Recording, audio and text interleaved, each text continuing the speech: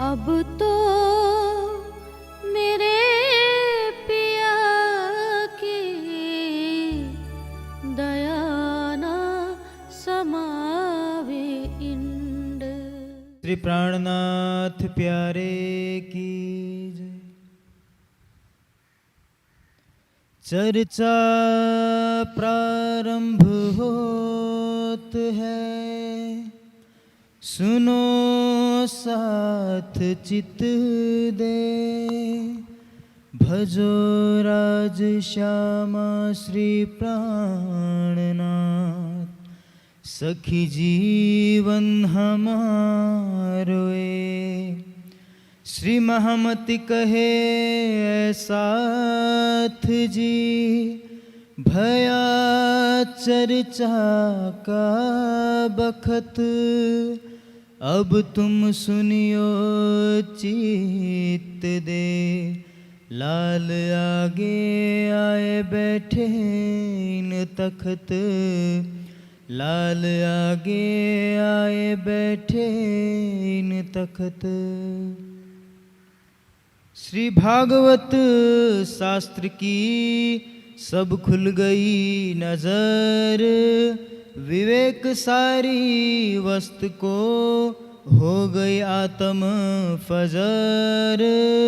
हो गई आत्म फजर, उठ के आए आसन।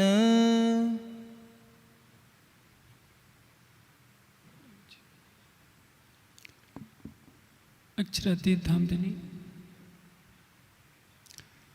श्री लालदास जी के तन से अपनी वितक लिखवा रहे हैं। प्रसंग है जब श्री देवचंद जी के धाम हृदय में श्री राज जी विराजमान हो जाते हैं तो उनको यहाँ से बैठे बैठे परम धाम तक सब कुछ साफ दिखने लगता है। जब तक हमारा दिल धनी का धाम नहीं होता तब तक हमारी आंखों के सामने माया रहती है, मायावी जगत दिखता है, शरीर दिखता है। जब अंतर्दृष्टि खुल जाती है तो परम धाम अनायासी दिखना शुरू हो जाता है। सभी धर्म ग्रंथों के भेद अपने आप स्पष्ट होने लगते हैं। श्री देवचंद जी के साथ ऐसे ही होता है। राज्य के विराजमान होने के पश्चात श्री देवचंद जी अपने घर आते हैं। अब अंदर में जब श्री राज्य का आवेश स्वरूप विराजमान है तो जागनी लीला का प्रारंभ तो होना ही है। राज्य की प्रेरणा से श्री देवचंद जी अगले दिन श्याम जी के मंदिर के आगे कुछ दूरी पर खड़े हो जाते हैं, जहाँ गांगजी भाई भी उनके साथ कथा सुना किया करते थे। उधर से आते हैं गांगजी भाई और इधर श्री देवचंद जी, दोनों में वार्ता प्रारंभ हो जाती है। दोनों चर्चा में इतने तल्लीन हो जाते हैं कि एक पनहारिन यानी पानी भरने वाली उधर से होकर गुजरती है तो देखते कि ये बातें कर रहे हैं। दोबारा आती है। उस जमाने में आजकल की तरह घरों में नल की फिटिंग नहीं हुई होती थी। जैसे हम आज घरों में बर्तन धोने वाली बाइयाँ रखते हैं, कपड़े धोने वाली बाइयाँ रखते हैं, पानी भरने वाली भी बाइयाँ या पुरुष रखे जाते थे। वो देख रही है कि ये दोनों इतनी चर्चा में तल्लीन है कि मैं पहली बार गई इधर से गुजरी तो दोनों बातें कर रहे थे। दोबारा गुजरती है तो देखती है कि ये दोनों खड़े होकर के बातें कर रहे हैं। तीसरी बार गुजरती है तो देखती है कि ये अभी भी खड़े होकर के बातें कर रहे हैं। कौन सी बातें कर रहे हैं? श्री देवचंद जी और गांगजी भाई की वार्ता को तल्लीनता से सुनता हुआ सुनकर देखकर वो पनिहारिन कहती है कि अरे भाई साहब, आप लोग जो बातें खड़े खड़े कर रहे हैं ये बैठकर क्यों नहीं कर लेते? यह है ब्रह्मज्ञान की चर्चा सुनने की भावना। आज तो सिफारिश करनी पड़ती है कि भाई ज्ञान सुनो, ज्ञान सुनो। पहले तो ये ज्ञान सुनने को नहीं मिलता। नचिकेता ने कहा है, नचिकेता से यमाचार्य ने कहा कि हे नचिकेता, जो मैं तत्व ज्ञान तुमसे कहने जा रहा हूं यह पहले तो सुनाने वाला नहीं मिलता। सुनाने वाला मिल जाए, सुनने वाले नहीं मिलते। सुनने वाले हजारों में कोई इसको आचरण में लाने का प्रयास करता है, और जो आचरण में लाते हैं इनमें कोई ही परम तत्व को प्राप्त कर पाता है। अन्यथा सारा संसार क्या है? बहिर्मुखी है, बाहर भागा जा रहा है। किसी भी मेले तमाशे में आप जाकर देखिए, भीड़ लग जाएगी। जहाँ नाच गाना होगा, हजारों की लाखों की संख्या इकट्ठी हो जाएगी, लेकिन परम धाम का ज्ञान सुनाइए तो कोई नहीं सुनना चाहता। श्री देवचंद जी ने शुरू में क्या किया, एक व्यक्ति को कहा कि भाई मैं तुम्हें परम धाम के मानिक पहाड़ का वर्णन सुनाता हूँ, सुनो। देखो, मानिक पहाड़ में 12,000 हवेलियाँ हैं। 12,000 हवेलियों में एक एक हवेली में 12,000 मंदिर हैं। एक एक मंदिर में 12,000 कोठरियाँ हैं। एक एक कोठरी में 12,000 अलमारियाँ हैं। एक एक अलमारी में 12,000 खाने हैं, और एक एक खाने में 12,000 तरह की मिठाइयाँ रखी हैं। तो कहता है कि बाबा जी, ये गोपड़े सुनने के लिए मेरे पास समय नहीं है, मुझे अपने काम करने दीजिए। यदि आप किसी से कहिए कि मर्यादा पुरुषोत्तम राम, योगेश्वर श्री कृष्ण, हनुमान सभी महापुरुष हैं, और ये सारी सृष्टि नारायण से उत्पन्न हुई है, नारायण से परे निराकार है, निराकार से परे बेहद है, बेहद से परे अक्षर है, और अक्षर से परे वो अक्षरातीत है, जहाँ स्वलीला अद्वैत परब्रह्म की लीला हो रही है। तो लोग सुन करके कहेंगे कि आप कहाँ से ये सब जोड़ करके लाए। बहुत पुकार करूँ किस खातिर, ये तो सुपन स्वरूप बेहद बनज का होएगा साथी, सो एक लवे हो से टुक टुक। जो बेहद की आत्मा होगी, परम धाम की आत्मा होगी, वो इशारे मात्र से समझ जाएगी। अन्यथा सारी दुनिया जड़ पदार्थों की पूजा में लगी हुई है। महापुरुषों को सच्चिदानंद परमात्मा बना लिया।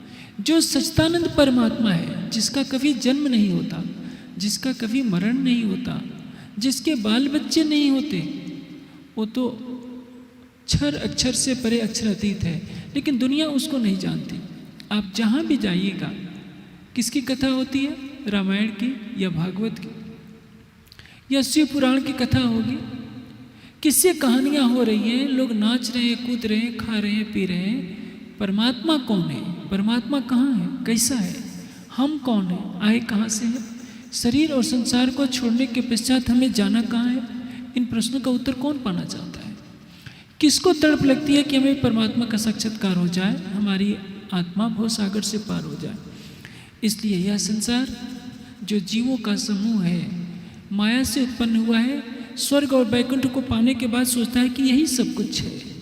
जब महाप्रलय होगा, स्वर्ग वैकुंठ नहीं रहेंगे तो कहाँ जाएगा, इसके बारे में सोचने की किसी को फुर्सत नहीं है।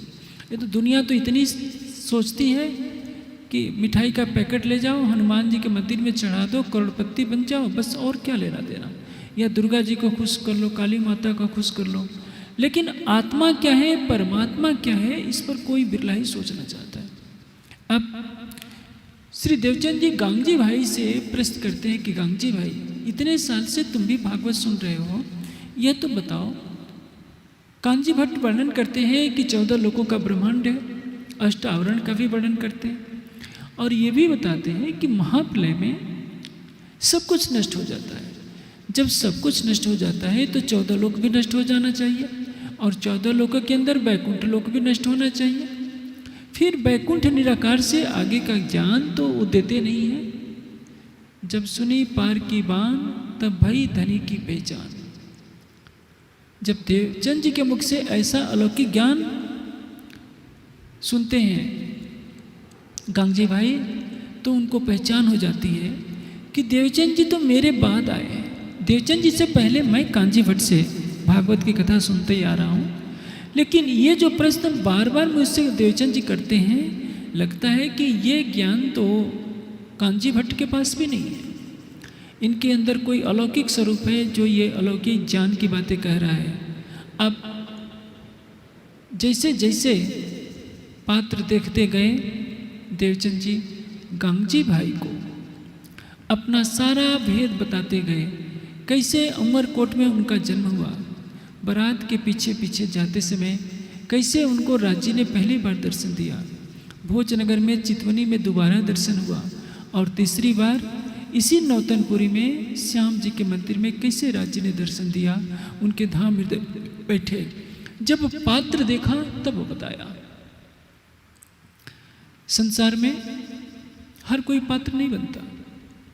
12,000 ब्रह्मात्माओं के अंदर इंद्रावती जी को ही राज्य ने अपनी शोभा दी। आप कह सकते हैं तब तो राज्य ने पक्षपात किया। राज्य पक्षपात कभी नहीं करते हैं। सूर्य सबके लिए है, चंद्रमा सबके लिए है, दिशाएं वस्त्र ये वायु जल सबके लिए है, लेकिन करनी माफक कृपा, कृपा माफक करनी, ये माफक 2 अंकुर के। जैसी आप करनी करेंगे वैसे ही आपको फल मिलेगा। राज्य न किसी को दुखी करते हैं न किसी के साथ पक्षपात करते हैं, वो तो सबके लिए बराबर है। लेकिन रास में इंद्रावती जी ने कृष्ण का अभिनय किया और कृष्ण का अभिनय करके अपना सर्वस्व त्याग किया, इसलिए जागनी लीला में इंद्रावती जी को ही राज्य कहलाने की शोभा मिली, अन्य किसी को शोभा नहीं मिली। खटुती में इंद्रावती जी की आत्मा कहती है कि सुंदर साथ जी आपको मैं वशीकरण मंत्र सिखा देती हूँ, लेकिन मेरा दावा है कि सीख करके भी आप उसको आचरण में नहीं ला पाओगे।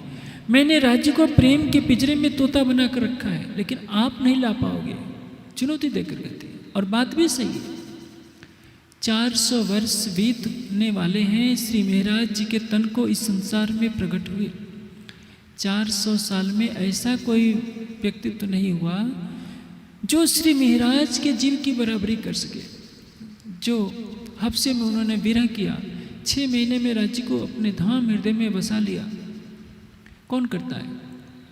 आप देखेंगे अभी आपको आजकल में भी तक सुनने को मिलेगी श्री महाराज कितनी कठोर साधना करते हैं, कैसे अरब जाकर के कष्ट झेलते हैं, चारों तरफ से आरोप लगते हैं, फिर भी धैर्य बना हुआ है। हम सुंदर साथ का तो ईमान बालू की दीवार की तरह जरा सी बात होती है, माया का एक झोंका आता है, हमारा ईमान ढह जाता है। लेकिन वो महाराज है, उस तन में अक्षरातीत को लीला करनी है। जाको लेत है मेहर में तय में पहले मेहरे बनावे बजोत। जिस तन से राज्य को लीला करनी होती है उस तन को उस योग्य बना देते हैं, उसके हृदय में वैसी निर्मलता ला देते हैं। परमहंस महाराज श्री रामतन दास जी से जागने कार्य लेना हुआ, कहाँ कहाँ भटकाया, कैसे कैसे तपाया, कितने कितने कष्ट झेलाए उस तन से। बाबा दयाराम से लेना हुआ, जिस जिस तन से उनको सेवा लेनी होती है उस तन के अंदर वैसी योग्यता डाल देते हैं, वैसी निर्मलता डाल देते हैं। इसलिए किसी को यह कहने का अधिकार नहीं है कि राज्य हमको वैसा क्यों नहीं बना देते, इंद्रावती जी को क्यों बना देते हैं। मेहर सब पर महबूब की पर पावे करनी माफक। राज्य की कृपा सब पर बराबर होती है, लेकिन कोई करनी के अनुकूल ही होता है। ऐसी स्थिति देखने को मिलती है। कई बार ऐसी प्रवृत्ति पाई जाती है शिष्य समूह में भी। द्रोणाचार्य के ऊपर भी यह बात रखती थी कि अर्जुन ही प्रिय क्यों है। चाणक्य के ऊपर भी आरोप लगा। उनके ही शिष्यों ने कहा कि आचार्य जब देखो तब चंद्रगुप्त का ही नाम लेते हैं, सबका नाम क्यों नहीं लेते हैं। छत्रपति शिवाजी के गुरु पर भी ये आरोप लगा कि लगता है कि वो जब देखो तब शिवाजी का ही नाम लेते हैं, हमारा कोई नाम नहीं लेते। याज्ञवल्क्य पर भी आरोप लगा कि याज्ञवल्क्य जब देखो तब जनक का नाम लेते हैं, हमारा नाम ही नहीं लेते। जनक तो राजा हैं, हम दिन रात इनके आश्रम में रहते हैं, सेवा करते हैं, हमारा नाम नहीं लेते। लेकिन जब शिवाजी के गुरु समर्थ गुरु रामदास ने कहा कि भाई देखो मुझे घाव हो गया है, इस घाव को जो पी लेगा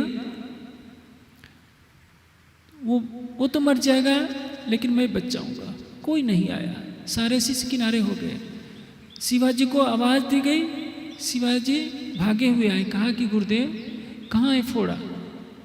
वहाँ तो उन्होंने चुपके से आम दबा रखा था, लेकिन किसी को पता नहीं था। शिवाजी मना करते करते फोड़े का था वहाँ कपड़ा बांध रखा था, वो चूसने लगे। और वो तो क्या था, वो तो शिष्यों के सामने परीक्षा लेनी थी।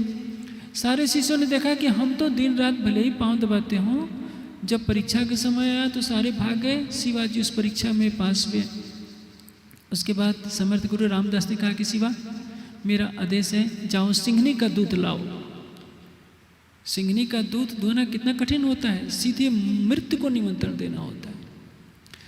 आजकल के देश के बहादुर तो गाय का भी दूध नहीं धो पाते, वो इतने बहादुर हैं कि गाय लात मार देगी। उस छत्रपति शिवाजी है, सिंघनी के पास जाकर कहते हैं कि माता, गुरुदेव ने दूध मंगाया है और मुझे तुम्हारा दूध दुहना है। अपने पैर उठाकर लेट जाती है और सिंघनी का दूध आसानी से दूह लेते हैं। आखिर जिसने भेजा है कुछ समझ करके तो भेजा है, ऐसा थोड़े समर्थ गुरु भेजेगा कि जाओ मौत के मुंह में चले जाओ। लेकिन आस्था होती है। मिहिराज की पग पर परीक्षा होगी। श्री देवचंद जी के चरणों में आने के पश्चात सभी संघर्षों से उन्हें गुजरना पड़ेगा। अभी तो श्री देवचंद जी के तन से होने वाली लीला का प्रसंग चल रहा है। देवचंद जी के तन में अब राज्य लीला करने लगते हैं। गांगजी भाई अपने घर पर पधरा लेते हैं। गांगजी भाई बहुत बड़े धनवान व्यक्ति थे। अपने विशाल गृह का एक भाग श्री देवचंद जी के लिए छोड़ देते हैं। श्री देवचंद जी का एक पुत्र और एक पुत्री, पुत्र हैं बिहारी जी, पुत्री हैं यमुनाबाई। उनका जन्म हो चुका होता है। लेकिन श्री देवचंद जी को क्या मान करके सेवा करते हैं? साक्षात धाम धनी की सेवा मान करके सेवा करते हैं। पधराए अपनों घरे, क्या मान करके? ये हमारे धाम के धनी हैं जो इस तन में बैठ कर लीला कर रहे हैं। उनकी पत्नी बहुत नानुकुर करती थी सेवा में, वो चाहती नहीं थी। कई घरों में ऐसा देखने को मिलता है, पति महोदय के मन में तो भावना होती है कि हम सेवा करें, लेकिन पत्नियां कई जगह ऐसी भी मिल जाती हैं जो बिल्कुल नहीं चाहती। कभी भोजन कराते समय कुछ न कुछ बोझ महसूस करती हैं। लेकिन देवचंद जी ऐसी मिट्टी के बने हुए हैं। गांगजी भाई, उन्होंने देखा कि मेरी पत्नी मेरे राह में बाधक बन रही है, तो उधर की परंपरा थी जब तक पति मायके में न ससुराल में न जा लाने के लिए पत्नी स्वतः नहीं आ सकती थी, या कोई ससुराल वाला पहुंचा नहीं सकता था।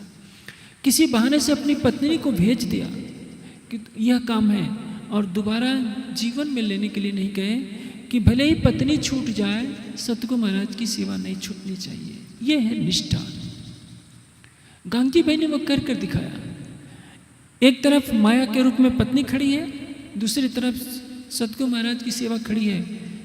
देवचंद जी की सेवा के लिए गांगजी भाई ने अपनी पत्नी का भी परित्याग कर दिया। आप देखिए, अब जैसे जैसे समय बीतता जाता है, श्री देवचंद जी वाणी की चर्चा करते हैं, परम धाम का प्रसंग वर्णन करते हैं, अखंड ब्रज रास और परम धाम की चर्चा करते हैं। जब चर्चा करते हैं तो राज्य का आवेश उनके तन से निकलकर प्रकट हो जाता है और श्री कृष्ण के रूप में सबको दर्शन देता है। ब्रज की लीला भी प्रकट हो जाती है प्रत्यक्ष, रास की लीला भी योग माया के ब्रह्मांड में जो हो रही होती है, सबको इन आंखों से दिखाई देने लगती है। राज्य श्री कृष्ण के रूप में प्रतिदिन दर्शन देते हैं और 3 बार प्रातः दोपहर सायं भोजन भी करते हैं, सबसे बातें भी करते हैं, किसी को सोने की कसेड़ी भी दे देते हैं। ऐसी अलौकिक लीला क्यों की? क्योंकि उस युग में आजकल की तरह इतना ज्ञान का प्रचार था नहीं। सुंदर साथ को कैसे बताया जाए कि तुम ही ब्रजराज के हो, तुम ही परम धाम से आए हो। जब इस लीला को प्रत्यक्ष देख लेंगे तो सबको विश्वास हो जाएगा कि हाँ, हम ही ब्रज में थे, हम राज में थे, परम धाम से हम ही आए। इसलिए राज जी ने आड़िका लीला की। एक दिन सुंदर साथ ने कहा कि सतगुरु महाराज, यमुना जी के जल का आप इतना अच्छा वर्णन करते हैं, क्या उस यमुना जी को देखने का अवसर नहीं मिलेगा? श्री देवचंद जी वर्णन करने लगे कि देखिए, ये पुखराज पर्वत है और यहाँ से यमुना जी निकलती हैं और इस दर से मुड़कर इसके 7 घाट आते हैं, आगे हौज कौसम जाकर मिलती है। जैसे जैसे दीवार पर लकीर खींचते गए, यमुना जी का जल खलखलाते हुए यहाँ बहने लगा। दूध से भी उजला, मिश्री से भी मीठा, सब सुंदर साथ ने स्नान भी कर लिया, उसका जलपान भी कर लिया। लेकिन ये एक दृश्य था, इसको कहते हैं आड़िका लीला। आड़िका लीला और चमत्कारिक लीला में थोड़ा सा अंतर होता है। आड़िका लीला यानी प्रकृति के नियमों के विपरीत ऐसे दृश्य उपस्थित कर दिया जाए, जैसे यमुना जी कैसी हैं इस दुनिया में उसकी उपमा किसी से नहीं दी जा सकती, लेकिन उसको अपने आत्मबल से दिखा देना। जिस तन में राज्य विराजमान हो उसके लिए यह कठिन नहीं था, लेकिन इसका एक नुकसान भी है। चमत्कार से आस्था थोड़े समय के लिए टिकती है, बाद में उस आस्था को ठेस लगती है।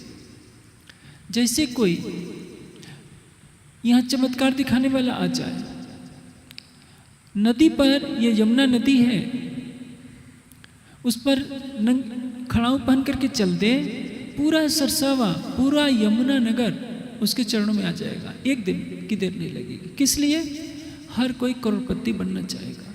कोई आकाश में उड़ने लगे, सारी दुनिया धन्य हो योगीराज ऐसा कह करके चरणों में आ जाना चाहेगी, लेकिन उसको आत्मज्ञान की प्यास नहीं है, उसमें भक्ति भाव नहीं होता, केवल आशीर्वाद लेना चाहती है, करोड़पति बनना चाहती है, परमात्मा से प्रेम उसके पास नहीं होता। राज्य ने तो आड़िका लीला दिखाई केवल आस्था दिलाने के लिए, लेकिन इन आड़िका लीलाओं के कारण सुंदर साथ सतगुरु धनी श्री देवचंद जी पर तो आस्था रखने लगा, लेकिन पूरी तरह से जागृत नहीं हो पाया।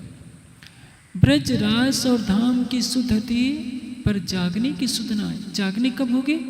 जब वाणी उतरेगी। खिलवत, परिक्रमा, सागर, श्रृंगार के अवतरण के बिना किसी की आत्मा जागृत नहीं हो सकती थी। सुंदर साथ इन आंखों से श्री देवचंद जी के तन से प्रकट होने वाले श्री कृष्ण जी का दर्शन करते हैं, ब्रज लीला का दर्शन करते हैं, रास लीला का दर्शन करते हैं। 313 सुंदर साथ जागृत भी होते हैं, तारतम भी लेते हैं। राज्य का श्रृंगार वर्णन भी श्री देवचंद जी करके सुनाते हैं, लेकिन संक्षिप्त रूप में। जब तक सुंदर साथ को खिलवत की वाणी न पढ़ने को मिले, परिक्रमा न पढ़ने को मिले, जिसमें 25 पक्षों का वर्णन किया गया है, सागर श्रृंगार का वर्णन न मिले, तब तक कैसे कोई अपनी आत्मा को जागृत कर सकता है?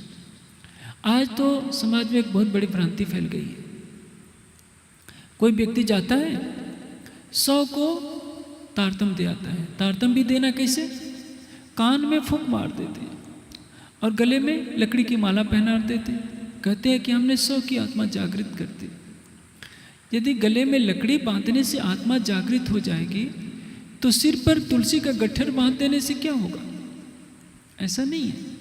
वाणी में कहीं नहीं लिखा है, वितक में कहीं नहीं लिखा है, चारों वेदों में कहीं नहीं लिखा है कि तुलसी की माला मात्र पहनने से और 6 चौपाइयों का तारतम याद कर लेने से हमारी आत्मा जागृत हो गई। हमने तो वैष्णवों के सारे संस्कार ले लिए। जब तक हमारी सुरता परम धाम में प्रवेश नहीं करेगी, युगल स्वरूप को देखेगी नहीं, तब तक हमें जागृत कहलाने का कोई अधिकार नहीं है। श्रृंगार के 4थे प्रकरण में कहा गया है, वह है आत्म का फरमोशी से जागे का प्रकरण। ऐसा आवत दिल हुक्मे यों इसके आत्म खड़ी होए, हक सूरत दिल में चुभे तबरू जागे अंग देखो सोए। आत्मा का जगना क्या है? हक की सूरत का दिल में चुभ जाना। जब हम आंखें बंद करके बैठे, शरीर स्थिर हो जाए, हमारी आत्मा यह मानने लगे कि मैं परात्म स्वरूपा हूँ, मेरा रूप रंग श्यामा जी जैसा है, और उसको राज्य श्यामा जी के एक एक अंग की झलक दिखाई देने लगे। हस्त कमल ऐसे हैं, चरण कमल ऐसे हैं, मुखारविंद ऐसा है, होठ ऐसा है, हृदय कमल ऐसा है, तब उसको ये कहने का अधिकार है कि अब मेरी आत्मा जागृत हो गई। ज्ञान दृष्टि जब जागनी होती है, वो अभी अधूरी जागनी होती है। ज्ञान और प्रेम एक दूसरे के पूरक हैं। ज्ञान का प्राण है प्रेम, और प्रेम का प्राण है ज्ञान। एक को हटा दीजिए तो दूसरा अधूरा हो जाएगा। वाणी का ज्ञान नहीं रहेगा तो आपको कोई बताने वाला नहीं है। परम धाम क्या है, हम कौन हैं, आए कहाँ से। जब परम धाम की ब्रह्माणी नहीं थी, न ब्रज में न रास में, तो किसी को पता नहीं था। आज ब्रह्मवाणी सरलता से सबके घरों में उपलब्ध है, लेकिन हमारे सिर पर सारे ब्रह्मांड का बोझ रहता है, हमारे पास चिंतन के लिए समय नहीं। चितवने की प्रक्रिया, कैसे निराकार से परे, बेहद से परे जाएंगे, कैसे परम धाम में हम सुरता लगाएंगे, ये नारायण को भी नहीं पता, ब्रह्मा विष्णु शिव को भी पता नहीं। हमें पता है। हम करोड़पति नहीं है, करोड़पति है तो अरबपति नहीं। लेकिन जिनको पौराणिक मान्यता में सारे ब्रह्मांड का स्वामी माना जाता है, वो भी तरस रहे हैं कि मूल मिलावे का ज्ञान हमको मिल जाए, मूल मिलावे में हमें ध्यान करना है। लेकिन हमारे पास तो समय नहीं। आज संसार भगवान शिव की पूजा कर रहा है, और शिव की पूजा करके क्या मांगता होगा? राज जी, हमको करोड़पति बना दीजिए, हमको मिनिस्टर का पद दे दीजिए। और बेचारे भगवान शंकर क्या कर रखे हैं? उनके पास तो 5 रुपया भी नहीं है, कोई कपड़ा नहीं है, कमर में बागंबर लपेट रखा है, घर भी नहीं है, इसलिए कैलाश की गुफा में पड़े। 2 मुट्ठी चावल भी नहीं रखा है उन्होंने अपने पास। सबसे निर्द्वंद होकर धीर रात ध्यान समाधि में बैठे। और उनके भक्त गांजा भांग पीते हैं, नशा करते हैं, तरह तरह के ऐसी कमरों में रहते हैं। और आजकल तो ऐसी परंपरा चल गई है, हनुमान जी के और शंकर जी के तो ताड़ इतनी ऊंची मूर्ति बना देते हैं, कई कई मीटर। बेचारे धूप में, वर्षा में, शीत में वैसे कष्ट पाती रहती है मूर्ति। तो जड़ है। पूछा जाए कि तुम भक्त हो तो तुम तो ऐसी कमरे में रह रहे हो, उनके नाम की कमाई खा रहे हो, और अपने इष्ट को धूप में खड़ा कर रखा है। कहेंगे तो वो मूर्ति है। जब मूर्ति है तो मत्था क्यों टेकते हो? उनके नाम के चढ़ावे क्यों करते हो? जब वो मूर्ति को तुम जड़ मान रहे हो, जड़ है ही, तो स्वयं तो ऐसी कमरे में और अपने भगवान को, इष्ट को धूप में खड़ा कर रखा है, बरसात में खड़ा कर रखा है। ये है दुनिया की आस्था। श्री देवचंद जी के मुख से अलौकिक ज्ञान सुन सुनकर सबकी आत्मा माया को छोड़ने की तरफ अपने कदम बढ़ाने लगती है। लेकिन जागने का उत्तरदायित्व कब पूरा होना है? जागने लीला वैसे 1638 से 1752 तक 120 साल जोड़े जाते हैं, लेकिन वास्तव में तब तक जागने का प्रारंभ नहीं हो सकता जब तक कि परम धाम की वाणी का अवतरण न हो जाए। श्री देवचंद जी अपने मुखारबिंद से हमेशा चर्चा सुनाते रहते हैं, भाव काटकर वचन कहते हैं ताकि सबके हृदय में बात आ जाए। क्योंकि उन्होंने श्री राज जी के मुख से सुन रखा है कि जब तक सबकी आत्मा जागृत नहीं हो जाएगी तब तक कोई भी परम धाम नहीं चलेगा। यदि कोई सुंदर साथ किसी को बुला करके लाता है और श्री देवचंद जी देख लेते हैं कि ये परम धाम की आत्मा है, तो उसको बहुत धन्यवाद देते हैं कि तूने बहुत बड़ा काम किया। श्री देवचंद जी के अंदर ये भावना आती है कि मैं नौतनपुरी से बाहर जाऊं और सबकी आत्मा को जल्दी से जल्दी जगा लो, क्योंकि यह बहुत बड़ा पुण्य का काम है। राज्य की यह सेवा है। हम जागने के कार्य में जितना ही अपना तन लगाते हैं, धन लगाते हैं, मन लगाते हैं, उतनी ही राज्य की मेहर बरसती है। यह बात सबको याद रखनी चाहिए। इसलिए श्री देवचंद जी दिन रात अथक परिश्रम करके सबकी आत्मा को जागृत करने का प्रयास करते हैं। वहाँ संख्या बढ़ती जाती है, एक से दूसरे ने सुनी, दूसरे से तीसरे ने सुनी, बढ़ती जाती है भीड़। उसी में एक है केशव ठाकुर। जब श्री देवचंद जी को 1678 में श्री राज जी का दर्शन होता है, उसी समय उससे 3 वर्ष पहले 16 विक्रम संवत 1675 विक्रम संवत 1675 का समय है। आश्विन मास है, आसो शुक्ली चतुर्दशी। ये चतुर्दशी का बहुत महत्वपूर्ण वर्णन है वितक में। आप देखेंगे कि चतुर्दशी बुधवारी वही सनंद सारे बिहारी जी सु कही। चतुर्दशी बुधवारी को श्री देवचंद जी का अंतर्ध्यान दिवस भी है। और चतुर्दशी के ही दिन भादोवदी 14 नाम संवत 1774 भादोवदी 14 नाम प्रथम जाम और वार रवि प्रगटे धनी श्री धाम। भादो महीने में कृष्ण पक्ष की चतुर्दशी को रविवार के दिन प्रथम जाम और वार रवि प्रथम पहर में यानी 6 से 9 बजे के बीच में प्रगटे धनी श्री धाम श्री महाराज का तन जन्म लेता है।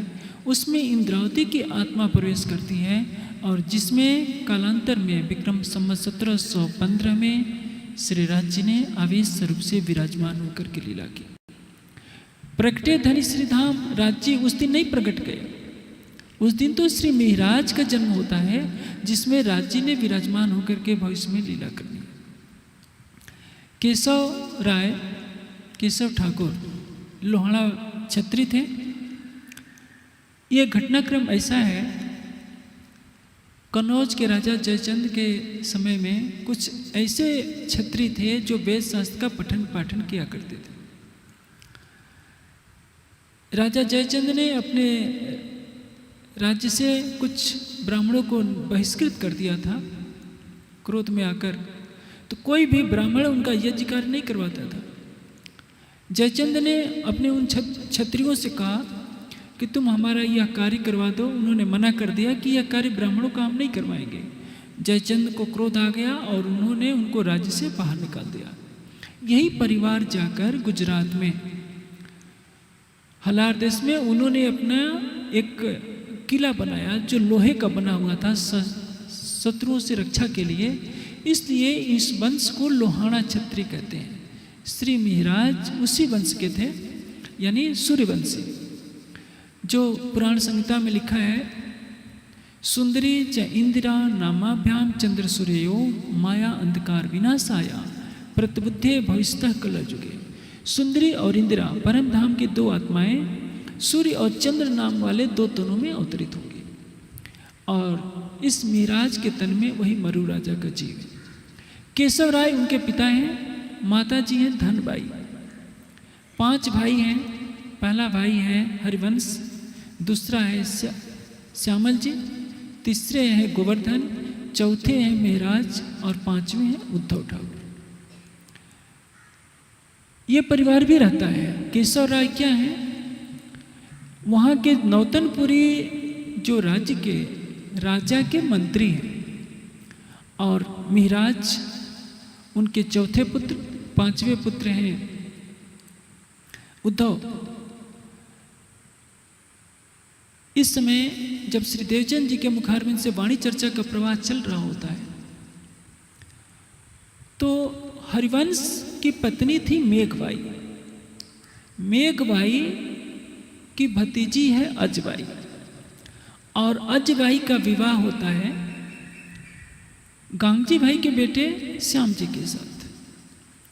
इस लीला में चूंकि गांगजी भाई के घर ही श्री देवचंद जी विराजमान रहते हैं तो सारी लीलाएं प्रत्यक्ष देखती है अजबाई।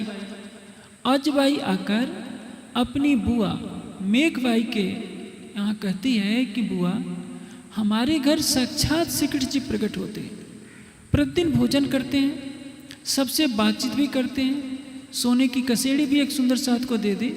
अब श्री देवचंद जी ने जैसे ही अंगुली दीवार पर खींची तो वहाँ यमुना जी का जल बहने लगा। चलो तुम भी देख सकती हो। यह बात धीरे धीरे पूरे घर में फैल गई और आप जानते हैं जब मेघबाई को कहा तो मेघबाई पत्नी है हरि, उनके बड़े भाई सबसे जो बड़े भाई उनके, उन्होंने कहा कि मैं खुद कैसे जाऊं। उन्होंने अपने छोटे भाई अपने देवर को भेज दिया गोवर्धन को तुम जाकर के देखो। गोवर्धन भी क्यों जाए, उन्होंने अपनी पत्नी पद्मा को कह दिया पहले तू जाकर के देखा तब मैं जाऊं, क्योंकि लोगों को सबसे बड़ा अधिकार किस पर दिखता है, पत्नी पर। उस हर काम में पत्नी को लगा लेते हैं कि पहले तुम जाकर के पता करा तो मैं जाऊंगा। पद्मा जाकर के देखती है और सारी बात आकर के बता देती है कि हाँ जो अजबाई ने कहा है वो सारी बात सच है। अब गोवर्धन जाते हैं, सारी बात वहाँ लीला देखते हैं, आकर के श्री देवचंद जी के चरणों में प्रणाम करते हैं और कहते हैं कि सतगुरु महाराज आप मेरी आत्मा को जागृत कीजिए। कुछ नहीं मांगा, केवल एक चाहत कि मेरी आत्मा जागृत हो जाए। जागृति का महत्व कितना है शायद हम नहीं जानते। जैसे आप जितने सुंदर साथ बैठे हैं, आपके सामने राज्य आकर के प्रकट हो जाए तो आप क्या मांगेंगे? कोई मांगेगा कि हमको राष्ट्रपति बना दीजिए, कोई मांगेगा प्राइम मिनिस्टर बना दीजिए, कोई अरबपति बनना चाहेगा। लेकिन यह बताइए, ये बन करके आप क्या करेंगे, क्या लेकर जाएंगे आप अपने साथ? एक तरफ सारे ब्रह्मांड का राज्य मिल जाए और एक तरफ जागृति का सुख मिल जाए, जागने का सुख, तो उसके सामने एक ब्रह्मांड नहीं, करोड़ों बैकुंठ के राज भी कुछ नहीं है। कोट राज बैकुंठ के न आवे इत के खिन समान। जिसको चितवनी की लत तो नहीं कहेंगे, जिसको चितवनी का सुख मिल जाएगा, उसको यदि कहा जाए कि तुम सारे ब्रह्मांड का राज्य ले लो लेकिन चितवनी करना छोड़ दो, तो वह नहीं छोड़ सकता, क्योंकि उसके बिना वो रह ही नहीं सकता। ब्रह्मांड के सुख के बिना रह सकता है, वो झोपड़ी में रह सकता है, बिना खाए रह सकता है, लेकिन राज्य के दीदार का सुख जिसने ले लिया है, उसको प्रतिदिन दीदार हुए बिना यदि रखा जाए हीरे मोती के महल में, तो लगेगा कि वो पागल हो जाएगा। वो हीरे मोती के महल में रह नहीं रहा है, वो तो श्मशान घाट से, श्मशान से भी बदतर है। लेकिन जिनकी आत्मा जागृति में नहीं है, माया के अंधकार में है, उनको केवल तृष्णा क्या लगी हुई है, कितना धन कमा लें, कितने संगे संबंधियों को खुश कर लें। जिनको खुश करने में अपनी सारी ऊर्जा लगा रहा है, उस बेचारे को ये पता भी नहीं कि ये सारे तुम्हें एक दिन छोड़ देंगे। ये केवल चिपके हुए हैं तुम्हारे से केवल धन लेने के लिए, और श्मशान घाट में जाने तक प्रिय बने हुए हैं। जिस दिन श्मशान में शरीर जलाया जाएगा, सब लोग पीछे हट जाएंगे। साल में एक बार कभी कभार भूले भटके याद कर लेंगे। हर व्यक्ति का अपना परिवार है, अपना सुख है। प्राणी न जाने कहाँ से अपने कर्मों का फल लेने के लिए परिवार में आकर के टपक जाता है। कोई पुत्र बनता है, कोई पिता बनता है, कोई पत्नी बनता है, कोई पति बनता है। सब एक दूसरे का रिश्ता निभाते हैं। परमात्मा से क्या रिश्ता है, इसको तो कोई बिरला ही जानता है। इसलिए जब श्री देवचंद जी के पास गोवर्धन भाई जानते हैं, तो गोवर्धन भाई के अंदर परम धाम की आत्मा है, मिहिराज के अंदर परम धाम की आत्मा है, और जो पांचवा छोटा भाई है उद्धव, उनके अंदर परम धाम की आत्मा है। जो पहला भाई है हरिवंश और दूसरा है श्यामल जी, दोनों के अंदर कोई परम धाम की आत्मा नहीं। तो अब गोवर्धन भाई जाते हैं 4-5 दिन और आकर के वो सारा वर्णन सुनाते हैं। उस समय मिहिराज की उम्र केवल 12 वर्ष 2 महीना 20 दिन की 10 दिन की हुई रहती है। जब गोवर्धन भाई जाते हैं तो उस समय मिहिराज की उम्र 12 वर्ष 2 महीना 5 दिन की रही होती है। 3-4 दिन आकर के जैसे गोवर्धन ने वर्णन किया कि सचमुच मैंने वहाँ देखा, जब सद्गुरु महाराज चर्चा करते हैं तो राज्य का आवेश स्वरूप प्रकट हो जाता है। कृष्ण जी के रूप में सबसे बातें करता है, सबको प्रत्यक्ष दर्शन मिलता है। इन आँखों से ब्रज की लीला देखने को मिलती है, रास की लीला देखने को मिलती है। अब उस तन में वही इंद्रावती की आत्मा है जिसने रास के अंदर राज्य को नाको चुन चबुआ दिया था। आत्मा अंदर से तड़पती है अपने प्राणेश्वर के दर्शन के लिए। मिहिराज 12 वर्ष के, 12 वर्ष 2 महीने की अवस्था है। आज के छोटे बच्चों को हम 12 वर्ष में क्या करते हैं, माताएं 8 बजे तक सुलाती रहेंगी लाड में, और वो माताएं सबसे बड़े सत्य में अपने बच्चे की, जो कहती हैं कि बेटे सोते रहो, अभी तो आज रविवार का दिन है, तुम सो लो। वो माता माता नहीं है, वो पिता पिता नहीं है। यह हमारा उत्तरदायित्व है बच्चों को धार्मिक संस्कार देना, उनको आलसी न बनने देना। हम अपने बच्चों को आलसी बनाएंगे तो हम सबसे बड़े शत्रु हैं। वो आचार्य नहीं कहला सकता, वो माता पिता नहीं है। जो अपने बच्चों में धार्मिक संस्कार न दें, उन्हें पुरुषार्थी न बनाएं, उनको कोमल गद्दों में सुला कर हम यदि आलसी और अकर्मणी बना देते हैं तो हम उनके पूरे भविष्य को बर्बाद कर देते हैं। अब मिराज सुनकर भला कैसे रह सकते हैं? वे अपने भ्राता से कहते हैं कि मुझे भी चलना है सतगुरु महाराज के दर्शन करने। गोवर्धन कहते हैं कि तू अभी छोटा है, तुम्हें जाने का अधिकार नहीं। लेकिन अंदर जब हृदय व्याकुल हो जाता है तो कहते हैं कि नहीं, मैं भी चलूँगा साथ में। फिर भी हाथ छुड़ा करके जब जाने लगते हैं, मिराज उनको हाथ पकड़ते हैं कि नहीं मैं जाऊंगा, तो जबरन हाथ छुड़ा करके गोवर्धन चले जाते हैं। लेकिन मिराज भी दृढ़ संकल्प के पक्के हैं, पीछे पीछे रोते हुए चले जाते हैं। अब देखिए, एक आत्मा है जिसको मना भी किया जा रहा है तो भाग करके आती है। इतना बड़ा सरसावा नगर है, छोटा सा कस्बा ही कहिए, छोटा सा नगर, कितने सुंदर साथ सुनने के लिए आते हैं। आसपास के इलाकों से भी कितने लोग आते हैं। यदि मैं यही भी तक गुजरात में करूं तो मैं समझता हूं कम से कम 1000 की संख्या तो आ ही जाएगी, कम से कम। गुजरात में मैंने सवेरे कहीं और चर्चा की है, दोपहर को कहीं और की है, रात शाम को कहीं और की है। हर जगह 700-800 की संख्या इकट्ठी हो ही जाती है। लेकिन इधर समझ में नहीं आता, लोगों को धर्म से कम प्रेम है, जबकि ये धरती हिमालय की तराई की है, गंगा यमुना का किनारा है।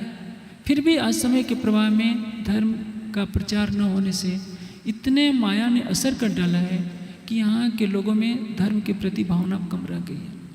अब वो मिराज बाहर रो रहे होते हैं, किसी तरह से उनको सांत्वना देकर गोवर्धन कहते हैं कि तुम यहीं रहो, मैं पूछ करके सतगुरु महाराज से आता हूँ, तब तुमको अंदर ले चलूँगा। गोवर्धन जाते हैं, सतगुरु महाराज के चरणों में प्रणाम करके कहते हैं कि गुरुदेव सतगुरु महाराज, मेरा छोटा भाई मना करने पर भी रोते रोते आ गया है। यदि आपकी स्वीकृति हो तो मैं आपको आपके चरणों में उसको लाऊंगा। सतगुरु धनी सिंह देवचंद जी कहते हैं कि जब बच्चा छोटी अवस्था में होता है तो निर्मल होता है। ध्रुव को 5 वर्ष की अवस्था में भगवान के चरण कमल प्राप्त हो गए थे, इसलिए तुम अवश्य लाओ।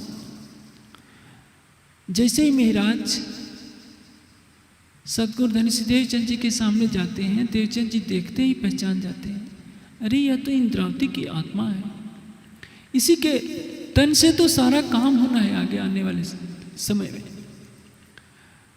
जैसे ही श्री महाराज सतगुरु धनी सिंह देवचंद जी के चरणों में प्रणाम करते हैं, सिर पर हाथ रखते हैं और श्री महाराज के अंदर तत्क्षण हृदय में आई जागृत बुद्धि।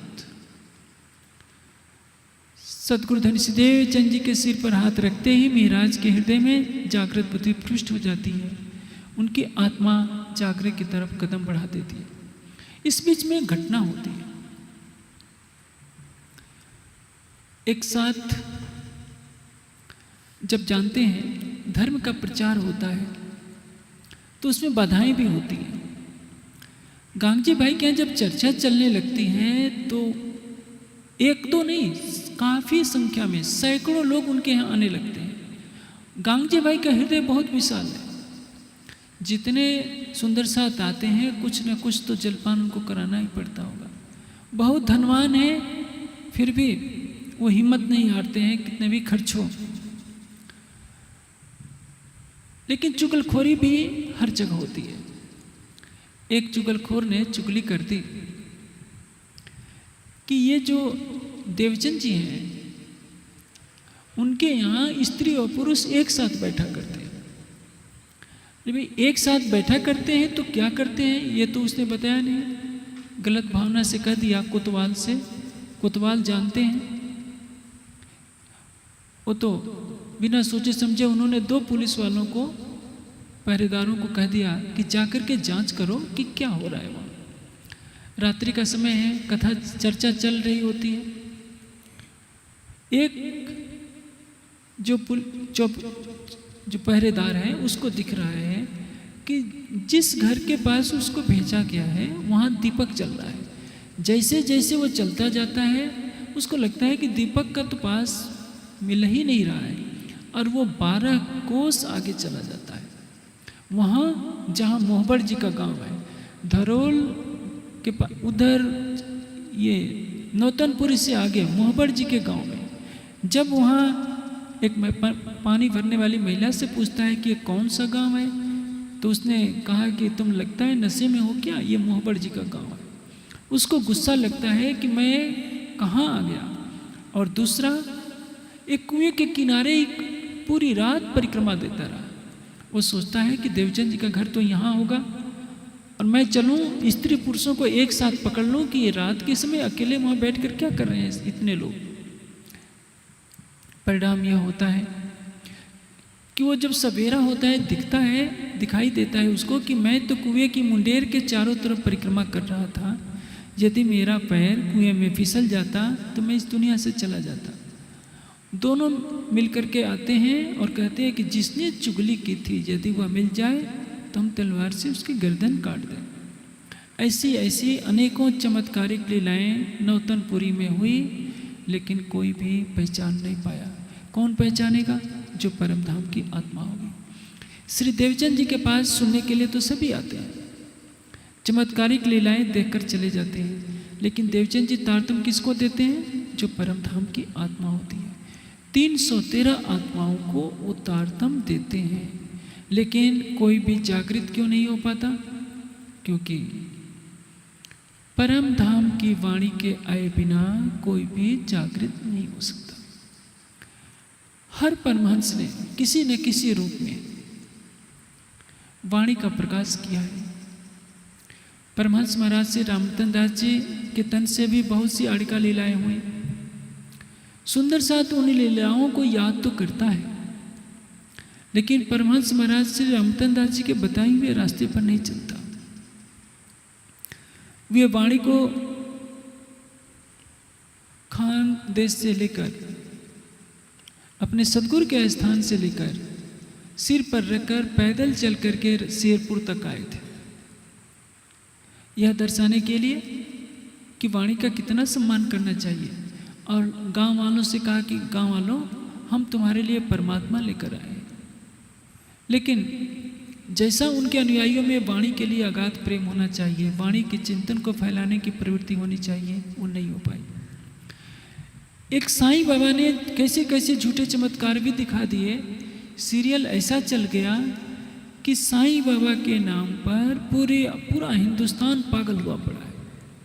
साईं बाबा के नाम के कितने मंदिर बन गए, चमत्कारों की कहानियाँ इतनी फैल गई। साईं बाबा ने किसी को परम धाम नहीं दिखाया, लेकिन उनके चमत्कारों को हिंदू समाज ने भुलाया।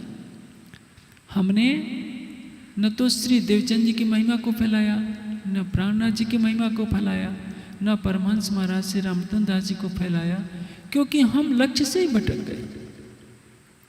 हमने अकर्मण्यता को की चादर ऐसी ओढ़ ली कि हमें कुछ करना नहीं है।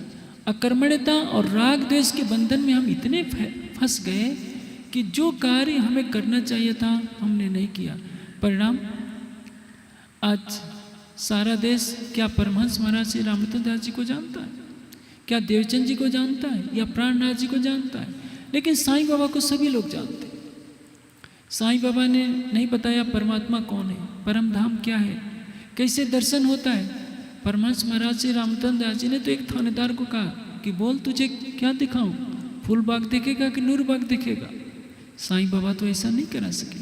साईं बाबा को न तो परम धाम का ज्ञान था, न अक्षरातीत का ज्ञान था। ये तो दोषी हम हैं। उनकी समाधि पर जाकर आज भी लोग संसार की बातें मांगते हैं, कोई परम धाम का ज्ञान नहीं मांगता, परम धाम की संपदा नहीं मांगता, क्योंकि परमहंस महाराज श्री रामतन दास जी को किसी ने पहचाना ही। श्री देवचंद जी के तन से आड़िका लीलाएं सुंदर साथ देखते हैं, ब्रज की लीला, रास की लीला, इतना मानते हैं कि सतगुरु महाराज के स्वरूप में राज्य लीला कर रहे हैं, लेकिन कोई भी अपनी आत्मा को जागृत नहीं कर रहा। श्री महाराज जब देवचंद जी के चरणों में आते हैं, एक चौपाई आती है, मिलाप श्री देवचंद जी का सोहबत श्री जी साहिब। होना यहाँ चाहिए महाराज। हर जगह वितक में संवत 1715 से पहले मिहराज शब्द है, केवल आदर सूचक भाव में यहाँ सिरजी साहब लिखा हुआ है। इसी से एक भ्रांति चल गई कि श्रीजी साहब यानी मिहराज, जबकि बात यह नहीं है। वाणी में श्रीजी का अर्थ हमेशा अक्षरातीत के लिए हुआ है।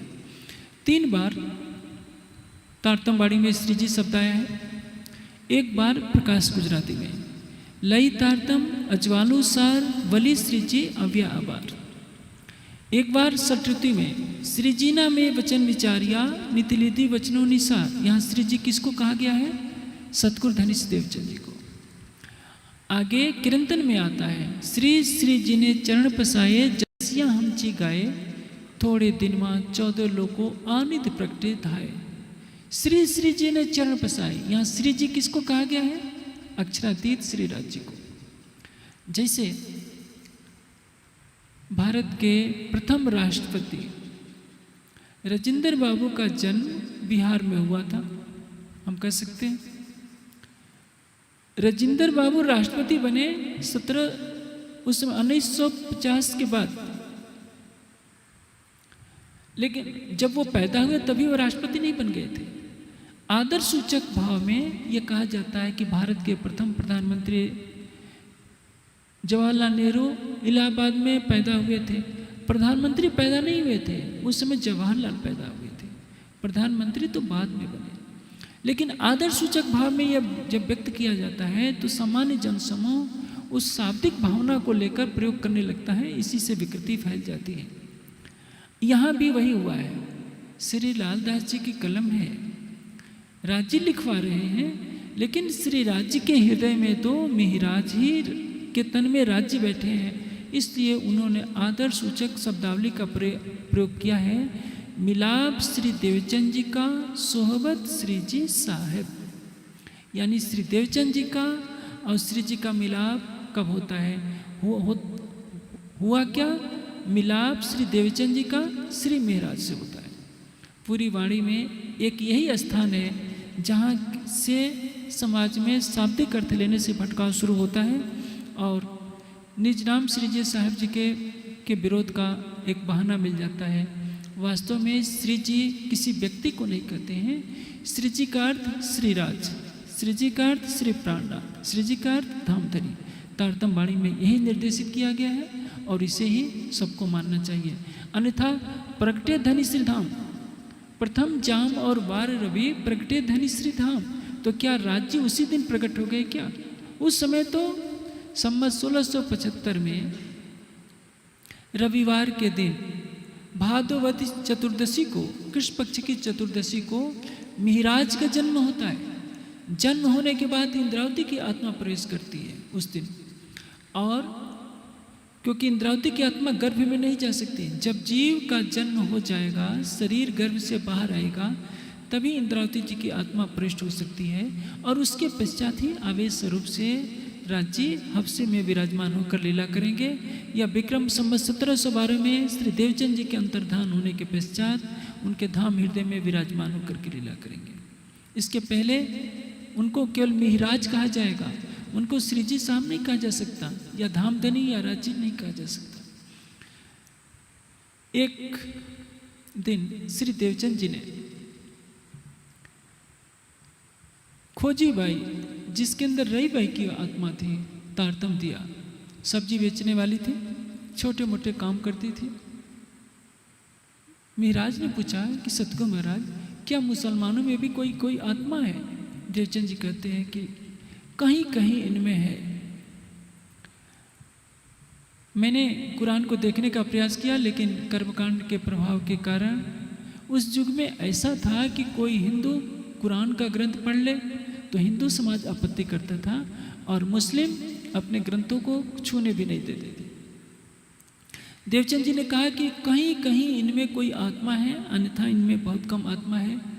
जब रास की लीला हो रही थी, जिन जिन सखियों ने असुरों का अभिनय किया, अघासुर बघासुर कंस का जिसने अभिनय किया, उनकी सुरता पुराण संहिता के अनुसार इस जागने लीला में मुस्लिम तन में आ गई। जिन जिन गोपियों ने सखियों का अभिनय किया, गोपियों का, उनकी सुरता स्त्री तन में आ गई। इंद्रावती जी ने कृष्ण का अभिनय किया, इसलिए इंद्रावती की आत्मा पुरुष तन में आ गई और इस जागने के ब्रह्मांड में उनको अक्षरातीत की शोभा मिली।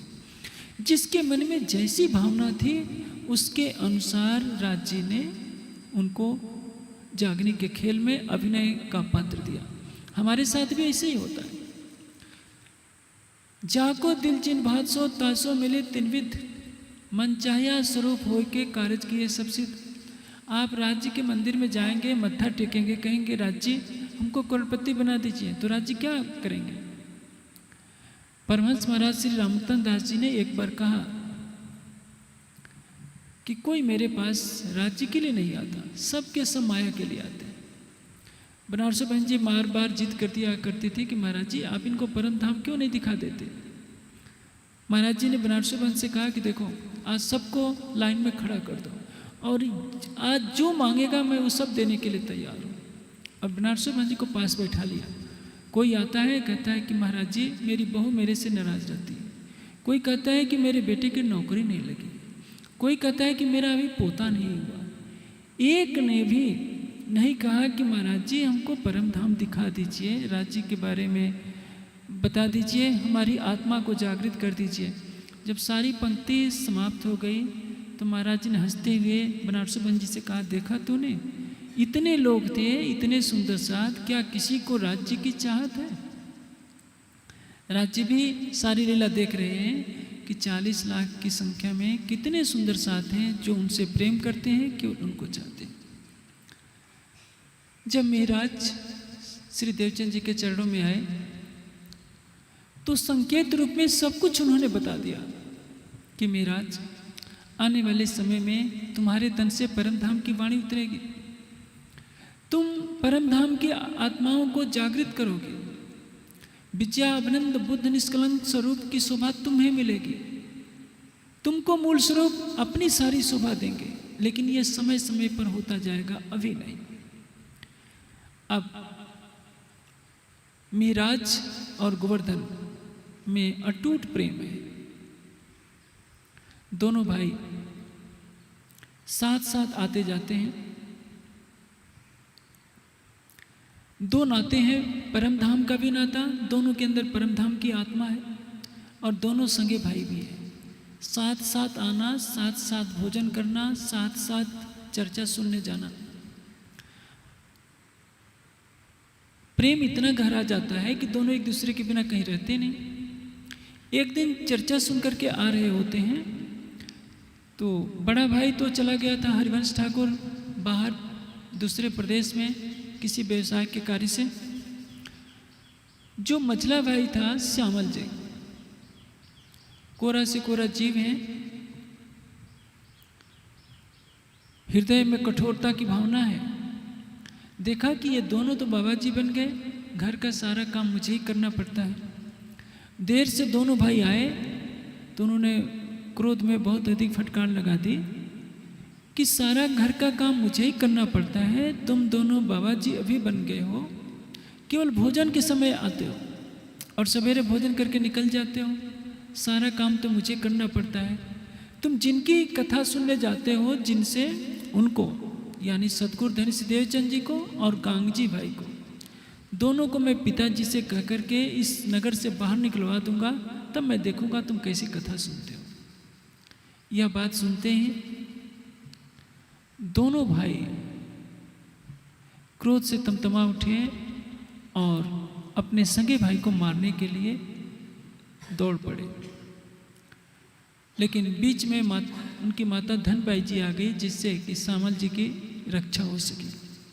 नीति का कथन है, पत्नी के सामने यदि पति की निंदा हो और शिष्य के सामने गुरु की निंदा हो तो या तो उसका विरोध करना चाहिए और नहीं तो उठ करके वहां से चल देना चाहिए। मौन रहने का अर्थ होता है कि समर्थन देना। इसलिए श्री मेहराज और गोवर्धन जी को एहसान नहीं हुआ कि इन्होंने सीधे क्यों कहा कि हम उनको शहर से बाहर निकलवा देंगे। यदि ये हमें कठोरता से दंड देते तो हमें सब स्वीकार होता। रात को तो किसी तरह से माता धनबाई जी ने तीनों बच्चों को सुला दिया, तीनों युवा हैं। सवेरे सवेरे तीनों की पेशी हुई, क्योंकि जब पिताश्री केशव राय राज दरबार से आए, सारी बात माता जी ने बताया कि तीनों रात को लड़ पड़े थे। बात यह थी, पिता केशव राय ने दोनों पक्षों की बात सुनी और मिहिराज और गोवर्धन से कहा कि देखो, तुम जिनके यहाँ कथा सुनने जाते हो, श्री देवचंद जी के यहाँ, उन श्री देवचंद जी ने श्याम जी भट्ट से 14 वर्ष तक भागवत सुनी थी, इसलिए उनके यहाँ तुम भागवत सुनने जाया करो। वहाँ गांगजी भाई के घर जाने की कोई जरूरत नहीं है। गोवर्धन और मिहिराज ने कहा कि पिताश्री, यदि श्याम जी भट्ट हमारे प्रश्नों का उत्तर दे देंगे तो हमें खुशी जाने में हमें कोई परेशानी नहीं है, हमें कोई एतराज नहीं है।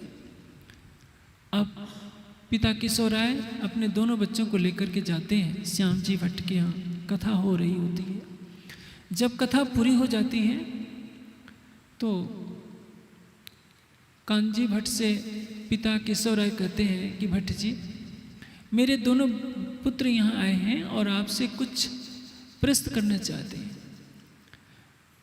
मैं आशा करता हूँ कि आप इनके प्रश्नों का यथोचित उत्तर देंगे। केशव राय के इस कथन पर कांजी भट्ट कहते हैं कि पूछे ये प्रश्न। दोनों पुत्र पूछते हैं कि भट्ट जी बताइए, कितने गुण हैं? कहते हैं कि 3, सत्व रज तम। कितने लोक हैं? 14 लोक। पौराणिक मान्यता में अतल, वितल, सुतल, तलातल, महातल, रसातल, ये 7 नीचे के लोक माने जाते हैं। ये 7 जो पाताल लोक हैं, वैदिक मान्यता में पृथ्वी पर ही है, पृथ्वी के नीचे कोई लोक नहीं है। जैसे मैं यहाँ बैठा हूँ, नीचे समुद्र है, मैं यहाँ हिमालय पर बैठा हूँ, नीचे समुद्र बह रहा है, तो वो समुद्र के किनारे का भाग पाताल कहलाएगा। पादस्य तले यो देश स पाताल, पाद यानी नीचे, नीचे का लोक समुद्री भाग वो है पाताल लोक। ऐसा नहीं समझना चाहिए कि पृथ्वी को छेदने के बाद नीचे पाताल लोक मिलेगा। भागवत में जो इस तरह से लिखा है वो गलत व्याख्या है। और ऊपर के जो 7 लोक हैं, पृथ्वी लोक के ऊपर 6 लोक और हैं। भूवर लोक को वैदिक मान्यता में अंतरिक्ष लोक कहा जाता है। भूवर लोक, महारलोक, जनलोक, तपलोक, सत्यलोक। सत्यलोक का तात्पर्य यह है कि ब्रह्मलोक, यानी संप्रज्ञात समाधि में पहुंचने वाले योगी जन सूक्ष्म लोकों में तरह तरह के आनंद प्राप्त करते हैं। इनको 14 लोक कहा जाता है। ये सभी लोग प्रकृति के अंतर्गत हैं। इनको घेर कर अष्टावरण का मंडल लाया है। उसके पश्चात अहंकार, उसके पश्चात महतत्व है और तब निराकार का मंडल है। इस निराकार के अंदर मोह सागर है। मोह सागर, इस निराकार रूप मोह सागर में आदि नारायण विराजमान है। चारों ओर अनंत निराकार का मंडल फैला हुआ है और उसके परे है बेहद का मंडल। लेकिन तारतम्य ज्ञान के बिना कोई जान ही नहीं सकता कि 14 लोक अष्टावरण से परे क्या है। अब भट्ट जी कहते हैं कि 14 लोक ये हैं। प्रलय कितने हैं?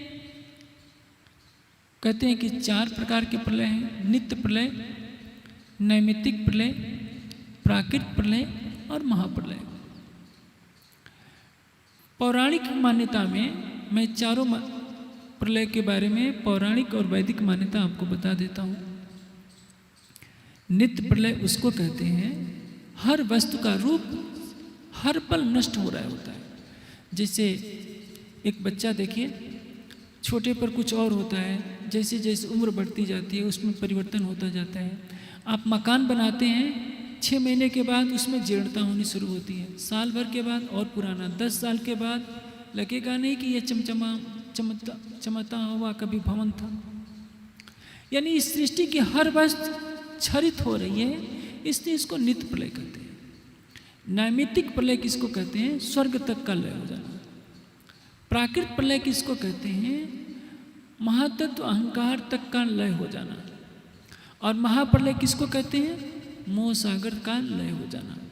लेकिन वैदिक मान्यता अलग है। वैदिक मान्यता में या विज्ञान से जोड़ेंगे तो ये 14 लोगों का प्रलय का तात्पर्य है सौर मंडल का प्रलय। 14 लोग सहित एक सौर मंडल जैसे अनेकों सौर मंडल ब्लैक होल तारे में समा जाते हैं। ब्लैक होल तारा जो है आकाश गंगा में समा जाता है, और इस आकाश गंगा से भी बड़ी जो आकाश गंगाएं हैं वो उनमें समा जाती हैं। ये सभी प्राकृतिक प्रलय के अंतर्गत आते हैं। यानी सौरमंडल का जो प्रलय हुआ तो वो सोचते कि हमारा प्रलय हो गया। नित्य प्रलय तो सबके साथ है, वो सच है। नैमित्तिक प्रलय का तात्पर्य यह है कि 14 लोगों का प्रलय, सौरमंडल का प्रलय। प्राकृतिक प्रलय यानी पूरी ये जो आकाश गंगा है गैलेक्सी, उसका प्रलय। लेकिन इस गैलेक्सी जैसी बड़ी बड़ी कई गैलेक्सियाँ, अनंत गैलेक्सियाँ हैं, और इस सारे मोह सागर से असंख्यों गैलेक्सियाँ प्रकट हो रही है। इस सृष्टि का और छोर नहीं है।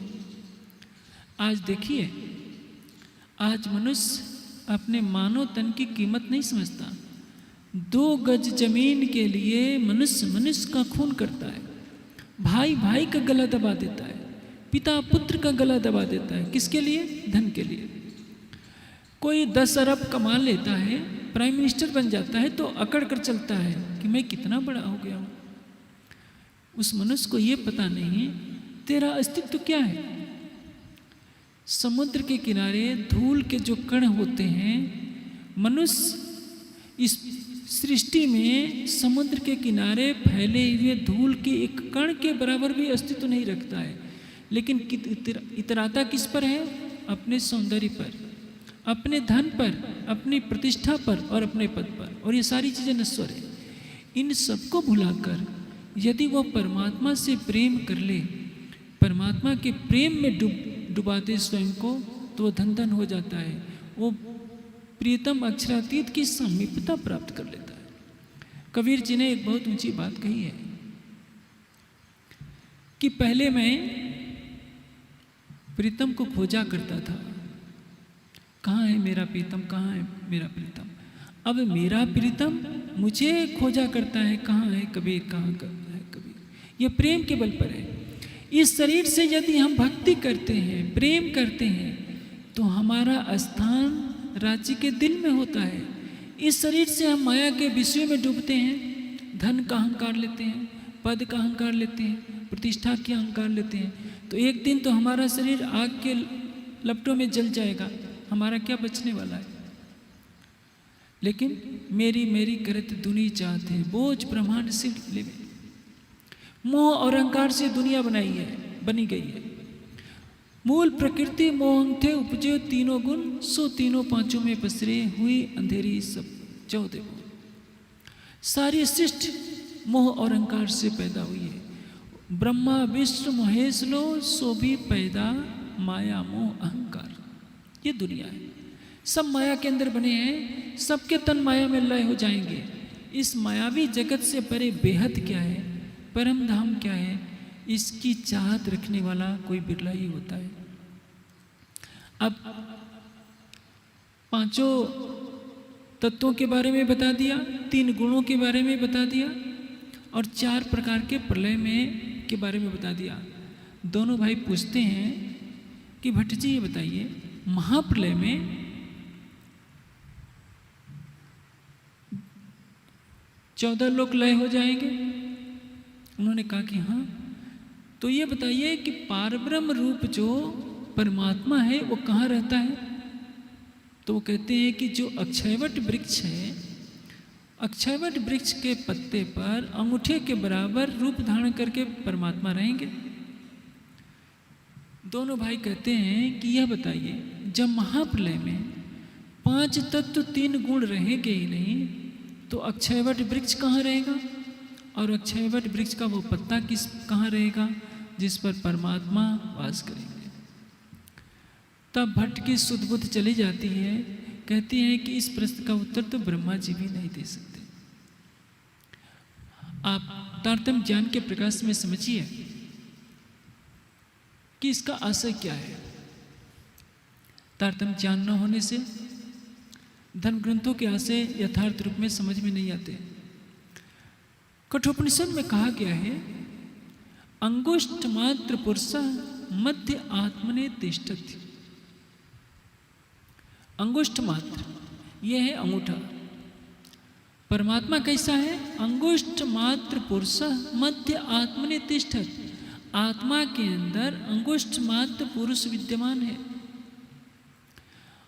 आत्मा जिसको शास्त्रों में जीव कहा गया है, उसका परिमाण कितना बताया गया है? बालाग सतभागस्चा सतिधा कल्पितस्चा। एक बाल के 10,000 टुकड़े किए जाए, नोक के बाल के नोक के 10,000 टुकड़े किए जाएं, उससे भी छोटा है जीव।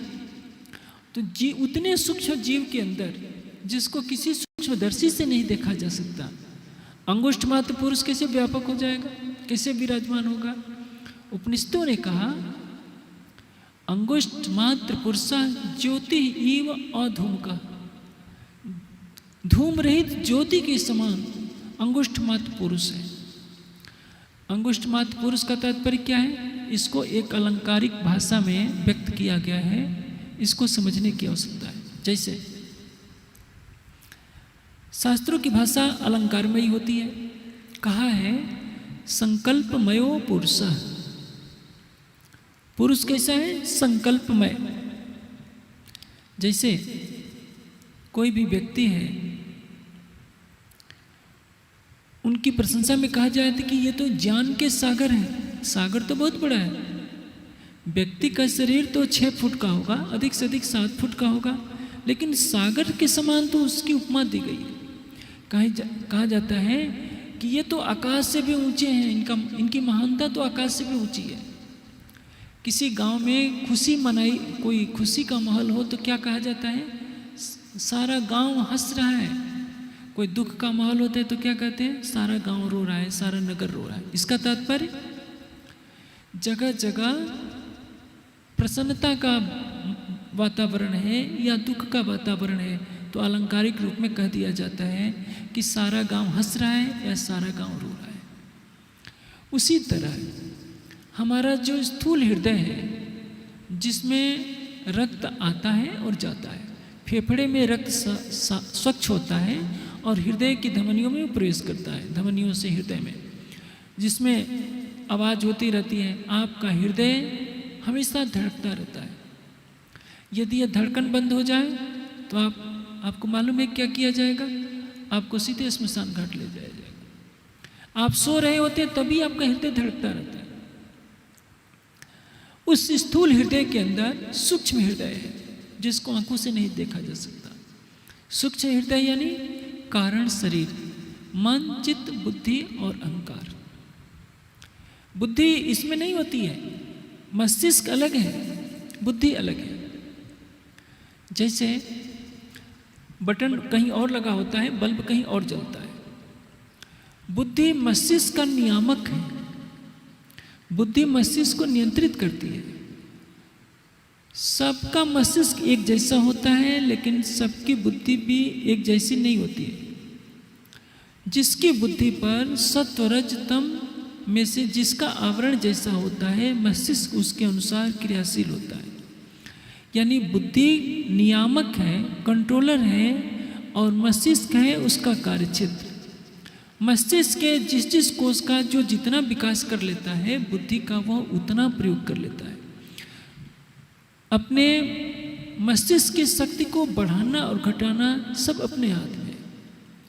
आपका मस्तिष्क ज्ञान की कितनी बातों को ग्रहण कर सकता है, ये सब आपके हाथ में है। लेकिन बुद्धि जो कारण है, कारण पदार्थ है, कारण शरीर के अंतर्गत आता है। बुद्धि महत्त्व से जो उत्पन्न होता है, पहला पदार्थ वो है बुद्धि। मन, चित्त, बुद्धि और अहंकार, इसको कारण शरीर कहते हैं। कारण शरीर को हृदय भी कहते हैं। इसी को दूसरे शब्दों में दिल कहते हैं अरबी भाषा में। तो स्थूल हृदय के अंदर जो हमारा रक्त संचार जिसमें होता है, हृदय धड़कता है। डॉक्टर लोग किसको देखेंगे? हृदय की धड़कन चल रही है कि नहीं। कारण शरीर से उनका कोई लेना देना नहीं। जब जीव को शरीर छोड़ना होता है तो सारे प्राण इकट्ठे हो जाते हैं, कारण शरीर के साथ जुड़ जाते हैं। कारण शरीर के साथ सूक्ष्म शरीर जुड़ जाता है। सूक्ष्म शरीर क्या है?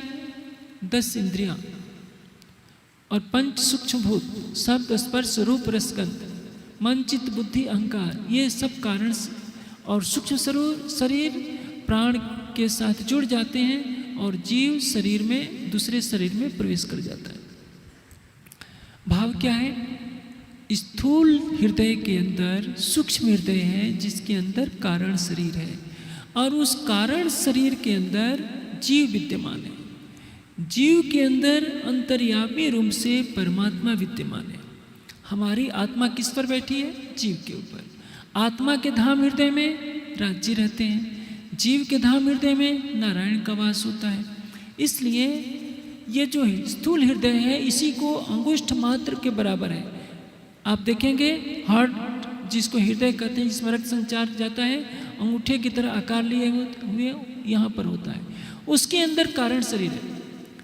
आप पैर को काट दीजिए तो भी आदमी मरेगा नहीं, हाथ को काट दीजिए तो भी नहीं मरेगा, सिर को काट दीजिए तो क्या होता है?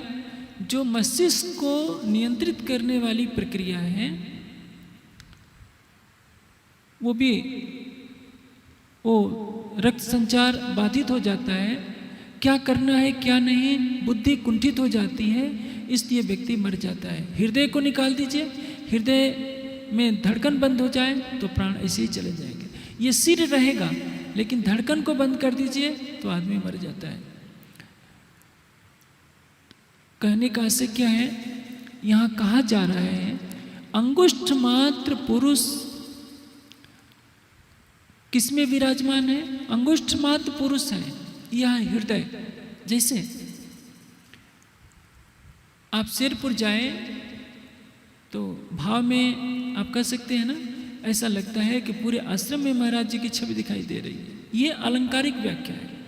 उसी तरह से हमारे हृदय में जो सूक्ष्म चैतन्य है यह ध्यान अवस्था में परमात्मा का दर्शन करता है।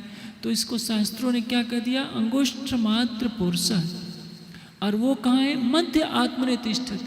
परमात्मा को अलंकारिक रूप से अंगुष्ठ मात्र कह दिया, जीव को भी अंगुष्ठ मात्र कह दिया, लेकिन वो किस में विद्यमान है? अंगुष्ठ मात्र स्थूल हृदय के अंदर। इसको पुनः दोबारा समझ लीजिए। अंगुष्ठ मात्र स्थूल हृदय है, उस स्थूल हृदय के अंदर सूक्ष्म जीव बाल की नोक के 10,000 टुकड़े से भी सूक्ष्म है जो विराजमान है। और उसके अंदर भावात्मक रूप से कहा जाता है कि परमात्मा का वास है। अब भट्ट जी के सामने समस्या क्या थी? भट्ट जी ने भागवत में यही तो पढ़ा है कि जब महाप्रलय होता है तो अक्षयवट वृक्ष बचा रहता है और उसके पत्ते पर नारायण रूप जो भगवान है बालक का रूप धारण करके अंगुष्ठ मात्र के बराबर, अंगूठे के बराबर रूप धारण करके पत्ते पर रहते हैं। पत्ता ताड़ता रहता है, चारों तरफ अंधकार फैला रहता है और फिर नई सृष्टि की रचना हो जाती है। ये भागवतकार की कल्पना है। इसका गुह्य रहस्य क्या है? वृक्ष क्या है? संसार रूपी वृक्ष कहाँ से पैदा हुआ है? मोह सागर से। मोह सागर में यह संसार रूपी वृक्ष पैदा होता है, यानी मोह सागर से इस ब्रह्मांड की उत्पत्ति होती है। पत्ता क्या है? जैसे वृक्ष में हजारों लाखों पत्ते होते हैं, उसका एक भाग है। हम सृष्टि के एक छोटे से भाग में रह रहे हैं और उसमें ब्रह्म की सत्ता का अनुभव कर रहे हैं। परमात्मा पत्ते पर कभी क्यों रहेगा? जिसको अनंत सूर्यों से अधिक प्रकाशमान कहा गया है वो वृक्ष के एक पत्ते पर क्यों रहेगा? जो स्थूल वृक्ष है वो तो महाप्रलय में 5 तत्व का बना होता है, लय को प्राप्त हो जाएगा। जब 5 तत्व 3 गुण रहेंगे ही नहीं तो न वृक्ष रहेगा न पत्ता रहेगा, तो फिर परमात्मा का निवास कहाँ होगा? बिना तारतम्य ज्ञान के कोई भी बता नहीं सकता। आज पूरे देश में भागवत की कथाएं हो रही हैं। एक एक भागवत की कथा के आयोजन में लाखों रुपए पानी की तरह से बहाए जाते हैं, लेकिन बिना तारतम्य ज्ञान के कोई इन प्रश्नों का समाधान नहीं कर सकता कि महाप्रलय में जब 5 तत्व नहीं रहेंगे, 3 गुण नहीं रहेंगे, साम्य अवस्था वाली प्रकृति नष्ट हो, लय को प्राप्त हो जाएगी, तो अक्षयवट वृक्ष कहाँ रहेगा, और जो अंगुष्ठ मात्र पुरुष की जिसमें पत्ते के ऊपर रहने की बात कही गई वो कहाँ रहेगी। अब श्री कांजी भट्ट नतमस्तक हो जाते हैं, पिता से गदगद हो जाते हैं और दोनों भाइयों को पूरी छूट दे दी जाती है कि घर के काम काज से अब तुम्हारी पूरी तरह से छुट्टी है, तुम्हें जितनी कथा सुननी हो, जो करना हो करो, अब तुम्हारे ऊपर किसी तरह का प्रतिबंध नहीं रहेगा। दोनों भाइयों को छूट मिल जाती है। अब दोनों प्रगाढ़ प्रेम में लगे हैं, दोनों को एक ही तरफ है, किस तरह से हमें राज्य मिले। दोनों नाते एक साथ जुड़े हुए हैं, परम धाम का भी नाता और इस दुनिया के सगे भाई होने का भी नाता। समय बीतता जाता है, समय का चक्र बहुत बलवान होता है। जब विक्रम संवत 1700 का समय होता है, गोवर्धन भाई का तन पूरा हो जाता है। उस समय महाराज की उम्र होती है 25 वर्ष। जब 20 वर्ष की अवस्था होती है, यानी 1695 में, तब महाराज जी का विवाह हुआ होता है फूलबाई जी से। विवाह के ऊपर भी उनका कोई प्रभाव नहीं पड़ता, दोनों भाई केवल उसी भक्ति भाव में रहते हैं, चर्चा सुनते हैं, केवल अपनी आत्मा को जागृत करने के लिए। अब भाई का देह त्याग महाराज के लिए बहुत कष्टकारी होता है। वाणी में चौपाई आती है, 13 बरस मायामी ने था ऊपर लौकिक बोझ। 13 वर्ष माया का तात्पर्य क्या है? जब महाराज की उम्र 20 वर्ष की थी तब उनका विवाह होता है और संवत 1703 में सतगुरु धनी सुदेव चंद जी उनको भेजते हैं कि जाओ अरब में खेता भाई के यहाँ, क्योंकि खेता भाई ने बहुत अधिक धन कमा रखा था। यहाँ गांगजी भाई के यहाँ सुंदर साथ सैकड़ों की संख्या में प्रतिदिन आते हैं, खर्चा बढ़ रहा है, वहाँ से धन लेकर के आओ तो वो धन सेवा में लग जाएगा। 1703 से पहले के समय को माया में इसलिए कहा गया है कि श्री महाराज का मन कई तरफ बट गया था।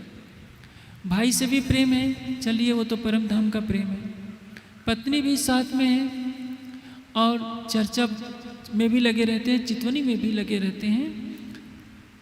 इसमें एक विशेष घटना घटित होती है आज हमारे सुंदर साथ के बीच में। एक भ्रांति है। पहले तो सुंदर साथ कहेंगे कि चितवनी कब करनी चाहिए? बुढ़ापे में।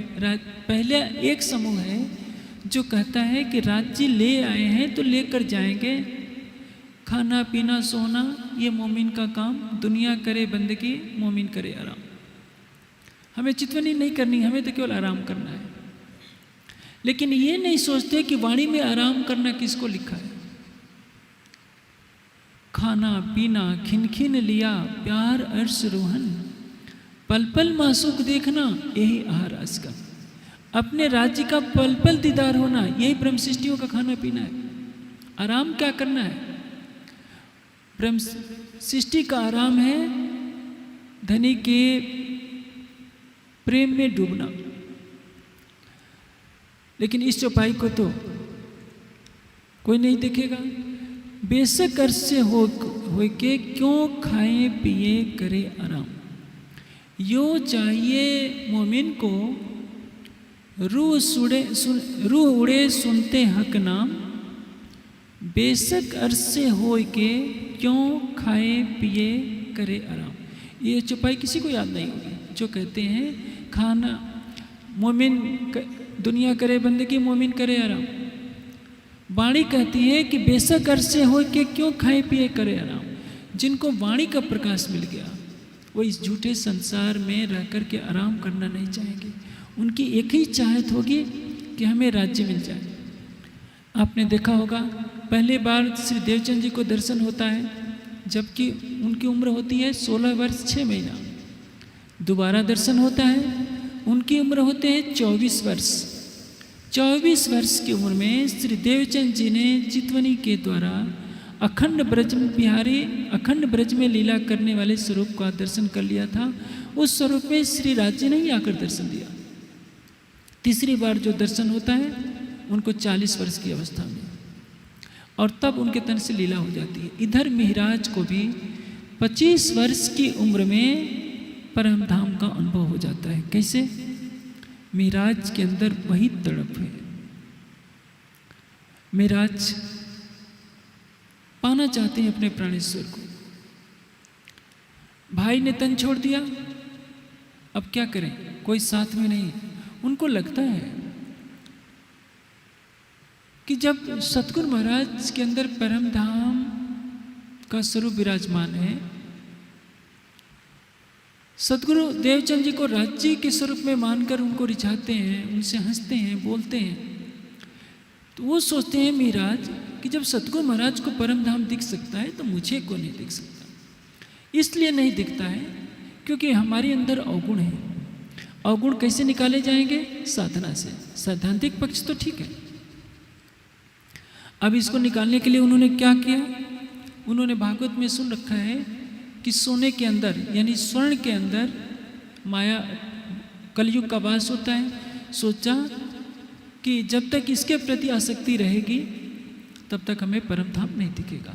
अपने स्वर्ण के सारे आभूषण निकालकर अपनी पत्नी के जितने स्वर्ण आभूषण थे सब लाकर सतगुरु महाराज के चरणों में समर्पित कर दिया कि सतगुरु महाराज आप इसको सेवा में कहीं लगा लीजिए, हमें नहीं चाहिए। कुछ बताते नहीं हैं और क्या करते हैं? अपना आहार घटाते जाते हैं। उतरते आहार घटाइया, धीरे धीरे आहार की मात्रा कम करते जाते हैं।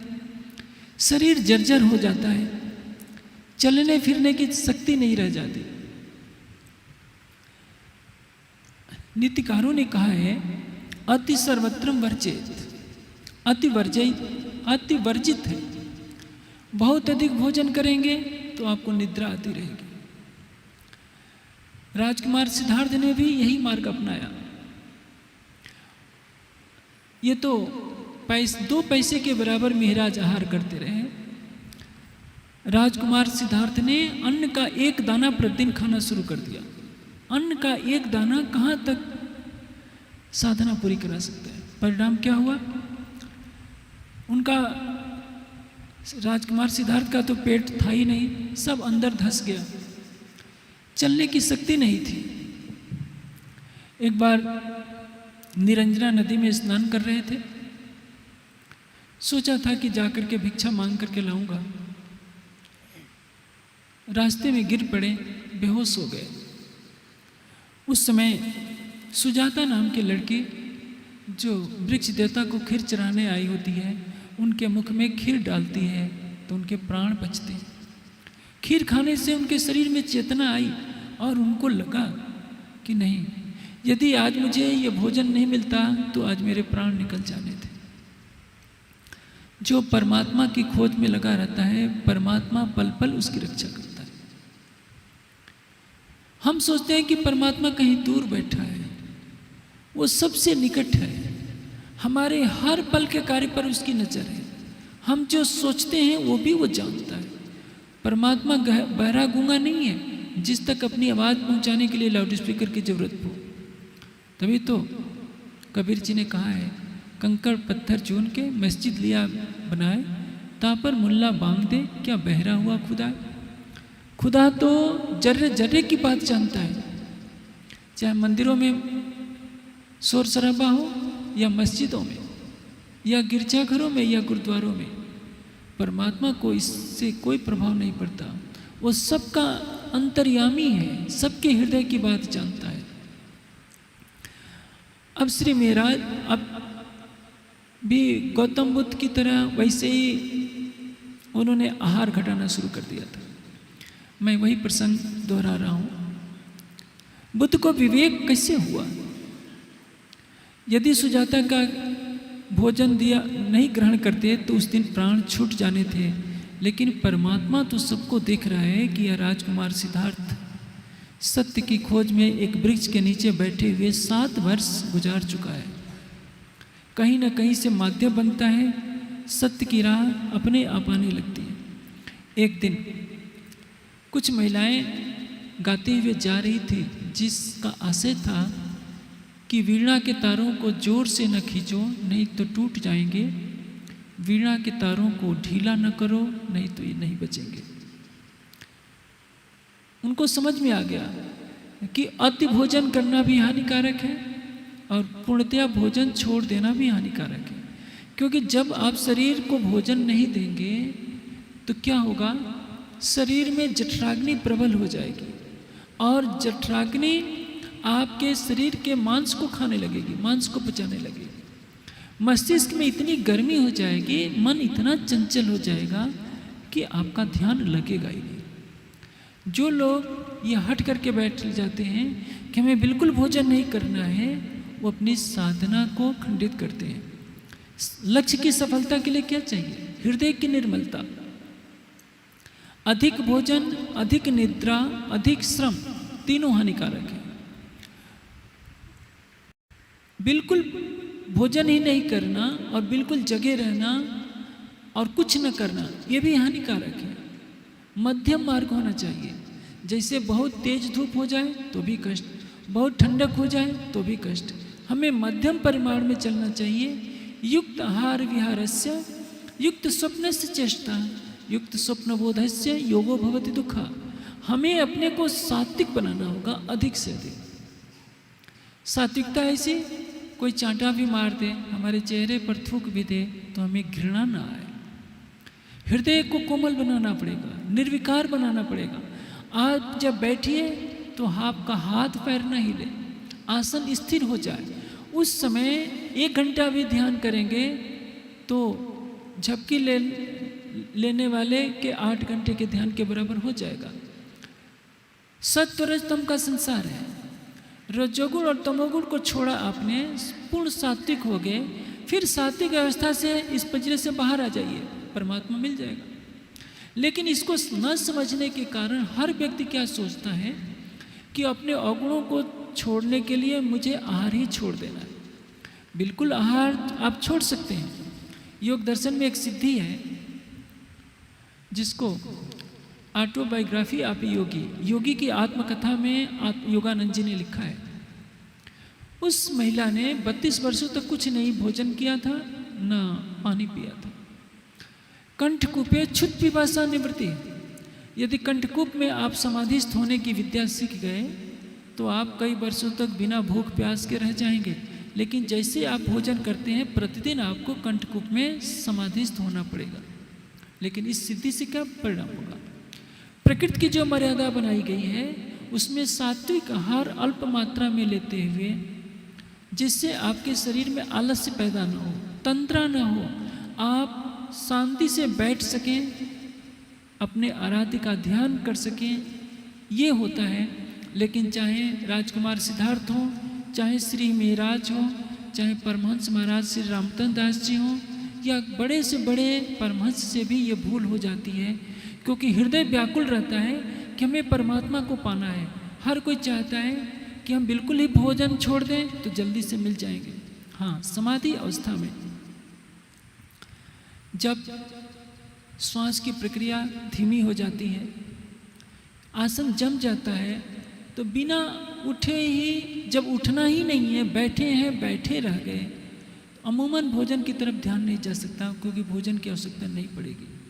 लेकिन जब आप उठ रहे हैं, बैठ रहे हैं, आप समाधि अवस्था में नहीं हैं, तो आपको तो शरीर को युक्त आहार देना ही पड़ेगा।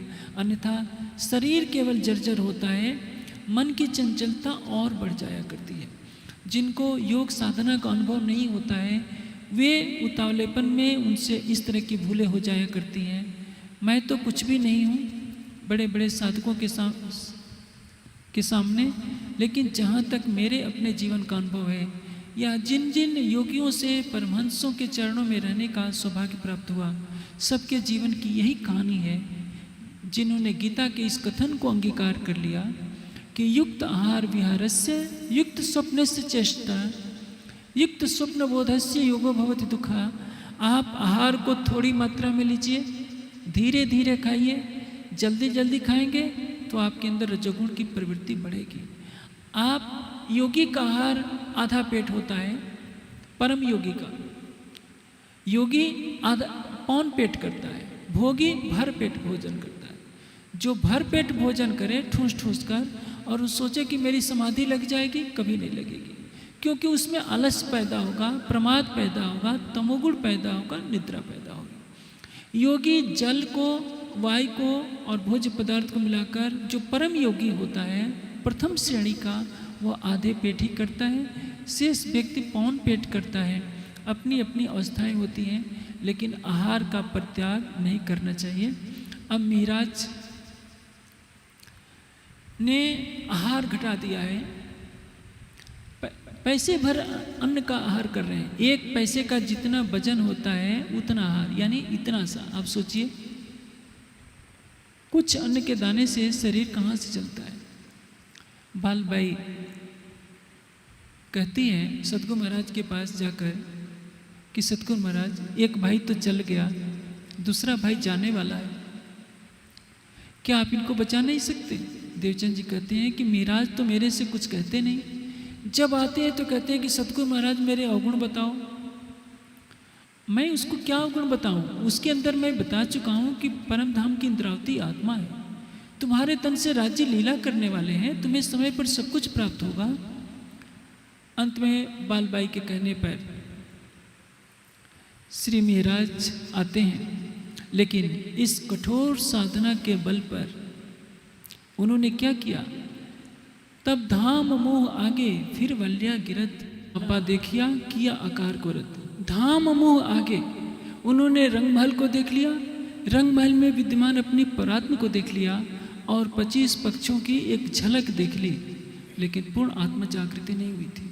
अंदर की प्यास बनी रही और इतनी कठोर साधना कर दी कि यदि कोई उनका मित्र सामने से आता था तो रास्ता बदल लेते थे कि यह मिलेगा, दुनिया की बातें करेगा, न किसी से बातें करेगा करते थे, न कुछ। केवल एक ही तरफ थी कि सतगुरु महाराज को परम धाम दिखता है, मुझे क्यों नहीं दिखता। बालबाई बुला करके लाती है महाराज को, बोलती है कि बताओ महाराज तुम्हारे मन में क्या है, सतगुरु महाराज से बताओ।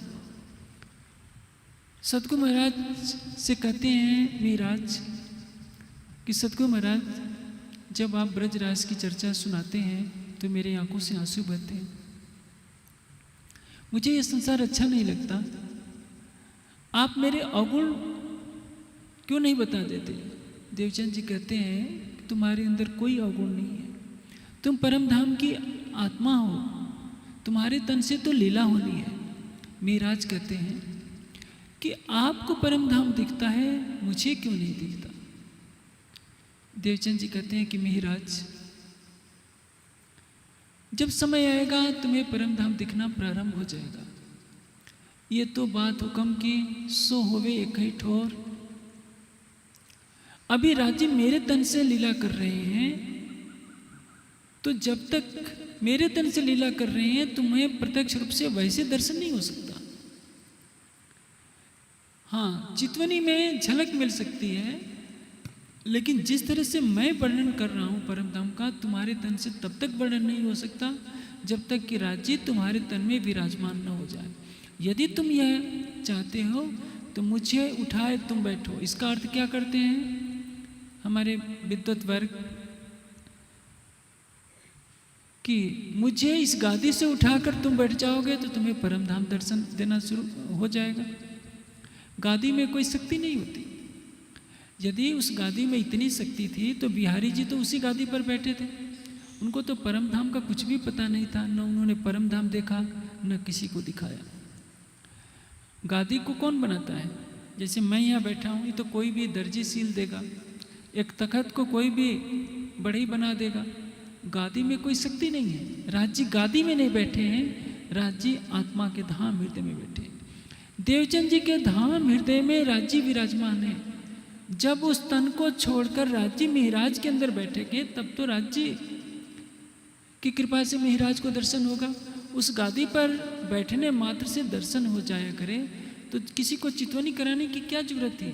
देवचंद जी किनारे खड़े हो जाते और सबको कहते जाते, थोड़ी थोड़ी देर इस पर बैठते जाओ, सबको परम धाम दिखता जाएगा। आज हमारे समाज में यही अंधविश्वास घर कर गया है कि जो गादी पर बैठ जाता है वो राज्य का स्वरूप है। गादी की आरती होती है, पूजा होता है, सारी महिमा गादी की जाती है, वाणी की महिमा नहीं कही जाती। वाणी क्या कहती है? ऊपर तले अर्श न किया, अर्श कहिया मोमिन कलो। न परम धाम ऊपर है न नीचे है, ब्रह्मात्मा का दिल ही धाम है। इसलिए हमें परम धाम को चितवनी से देखना होगा। हमें अपनी आत्मा के धाम हृदय में एक बार स्वरूप को खोजना होगा। रूई की गद्दी में कहीं भी न अक्षरातीत मिलते हैं और न कभी मिलेंगे। जो समाज गादी पूजा को बढ़ावा दे रहा, उस समाज का भविष्य क्या होगा? हमने परम धाम से अपने को अलग कर लिया, वाणी से अपने को अलग कर लिया, मूल स्वरूप से अलग कर लिया और रूई की गद्दी के पुजारी बन गए, तो परिणाम क्या होगा? हमारी आत्मा को परम धाम का प्रकाश कहाँ से मिल सकता है? जब महाराज को लगा कि क्या परम धाम देखने की उतावली में मुझे ऐसा सुनने को मिल रहा है कि सतगुरु महाराज करके कह रहे हैं कि यदि तुम अभी देखना चाहते हो तो मुझे इस शरीर को छोड़ना पड़ेगा, मुझे उठाए तुम बैठो। यानी महाराज तुम्हें इतनी जल्दी है तो इसके लिए तो मुझे अपना तन त्यागना पड़ेगा। जब राज्य तुम्हारे अंदर लीला करेंगे तभी तुमको मेरी तरह साक्षात दर्शन होंगे। अब महाराज का मन दुखी हो जाता है कि अब मैं ऐसी जिद नहीं करूँगा। तभी एक किरंतन में इस संबंध में प्रकरण उतरता है। पतित शिरोमण योग कहे जो मैं किए हैं वज्रले। पतित किसको कहते हैं?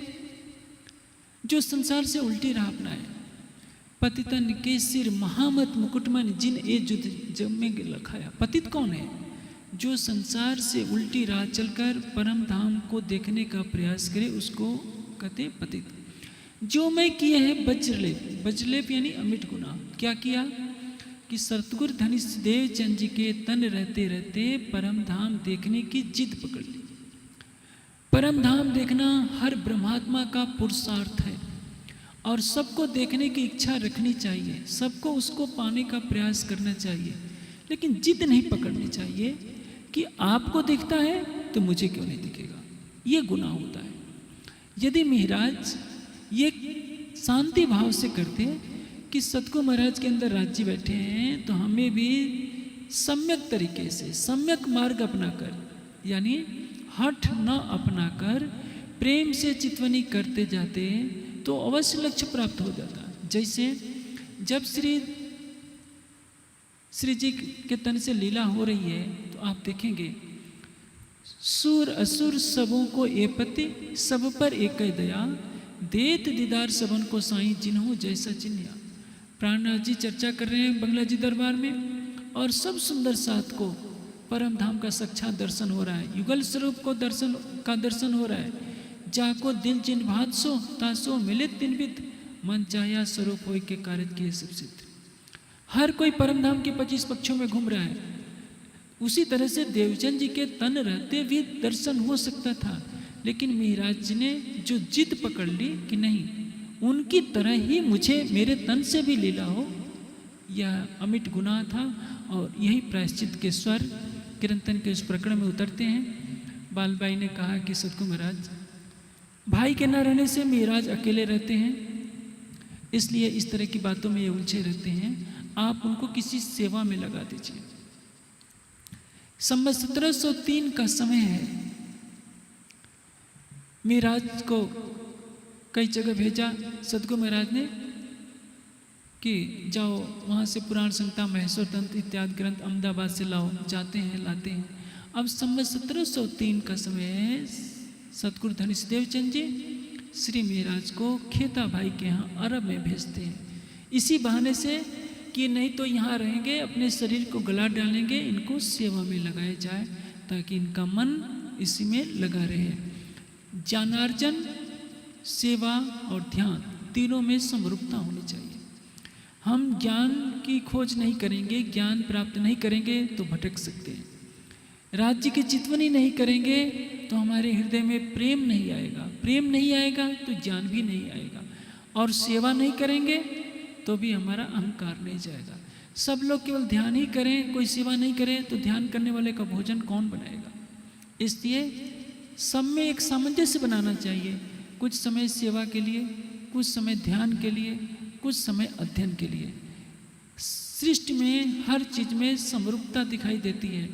यदि हम प्रकृति के नियमों को भंग करेंगे तो समाज भी भटकाव का शिकार हो जाता है। हमें आध्यात्मिक जीवन में संतुलन बनाना होगा। आहार का संतुलन, न कम हो न अधिक हो। निद्रा का संतुलन और हमारी दिनचर्या का भी संतुलन कि हमारे प्रतिदिन की दिनचर्या में ध्यान का उचित महत्व, उचित समय हो, अध्ययन का समय हो और साथ ही साथ सेवा का भी समय हो। हाँ, कम या अधिक हो सकता है। जैसे हमारे ध्यान में प्रगति हो रही है, हम ध्यान के लिए अधिक समय दें। अध्ययन में ज़्यादा प्रगति करनी है, अध्ययन के लिए समय दें। लेकिन आधा घंटा, 1 घंटा, 15 मिनट सबको प्रतिदिन सेवा करनी चाहिए, प्रतिदिन अध्ययन करना चाहिए और प्रतिदिन ध्यान करना चाहिए। इसी से जीवन का सर्वांगीण विकास होता है। कल आप सुनेंगे श्री महाराज 28 वर्ष की अवस्था में जाते हैं अरब, कैसे कैसे संघर्ष करते हैं और उन संघर्षों की कहानी आप सुनेंगे।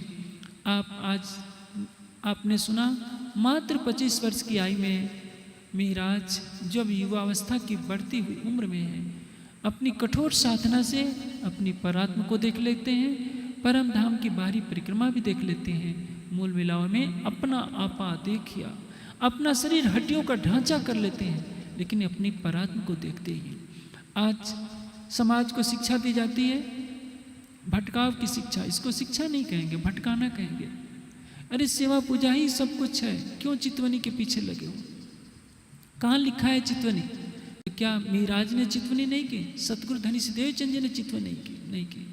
सतगुरु धनी सिद्धेव चंद जी ने, महाराज ने 24 और 25 वर्ष की अवस्था में चितवनी की बहुत ऊंचाइयां तय कर ली थी।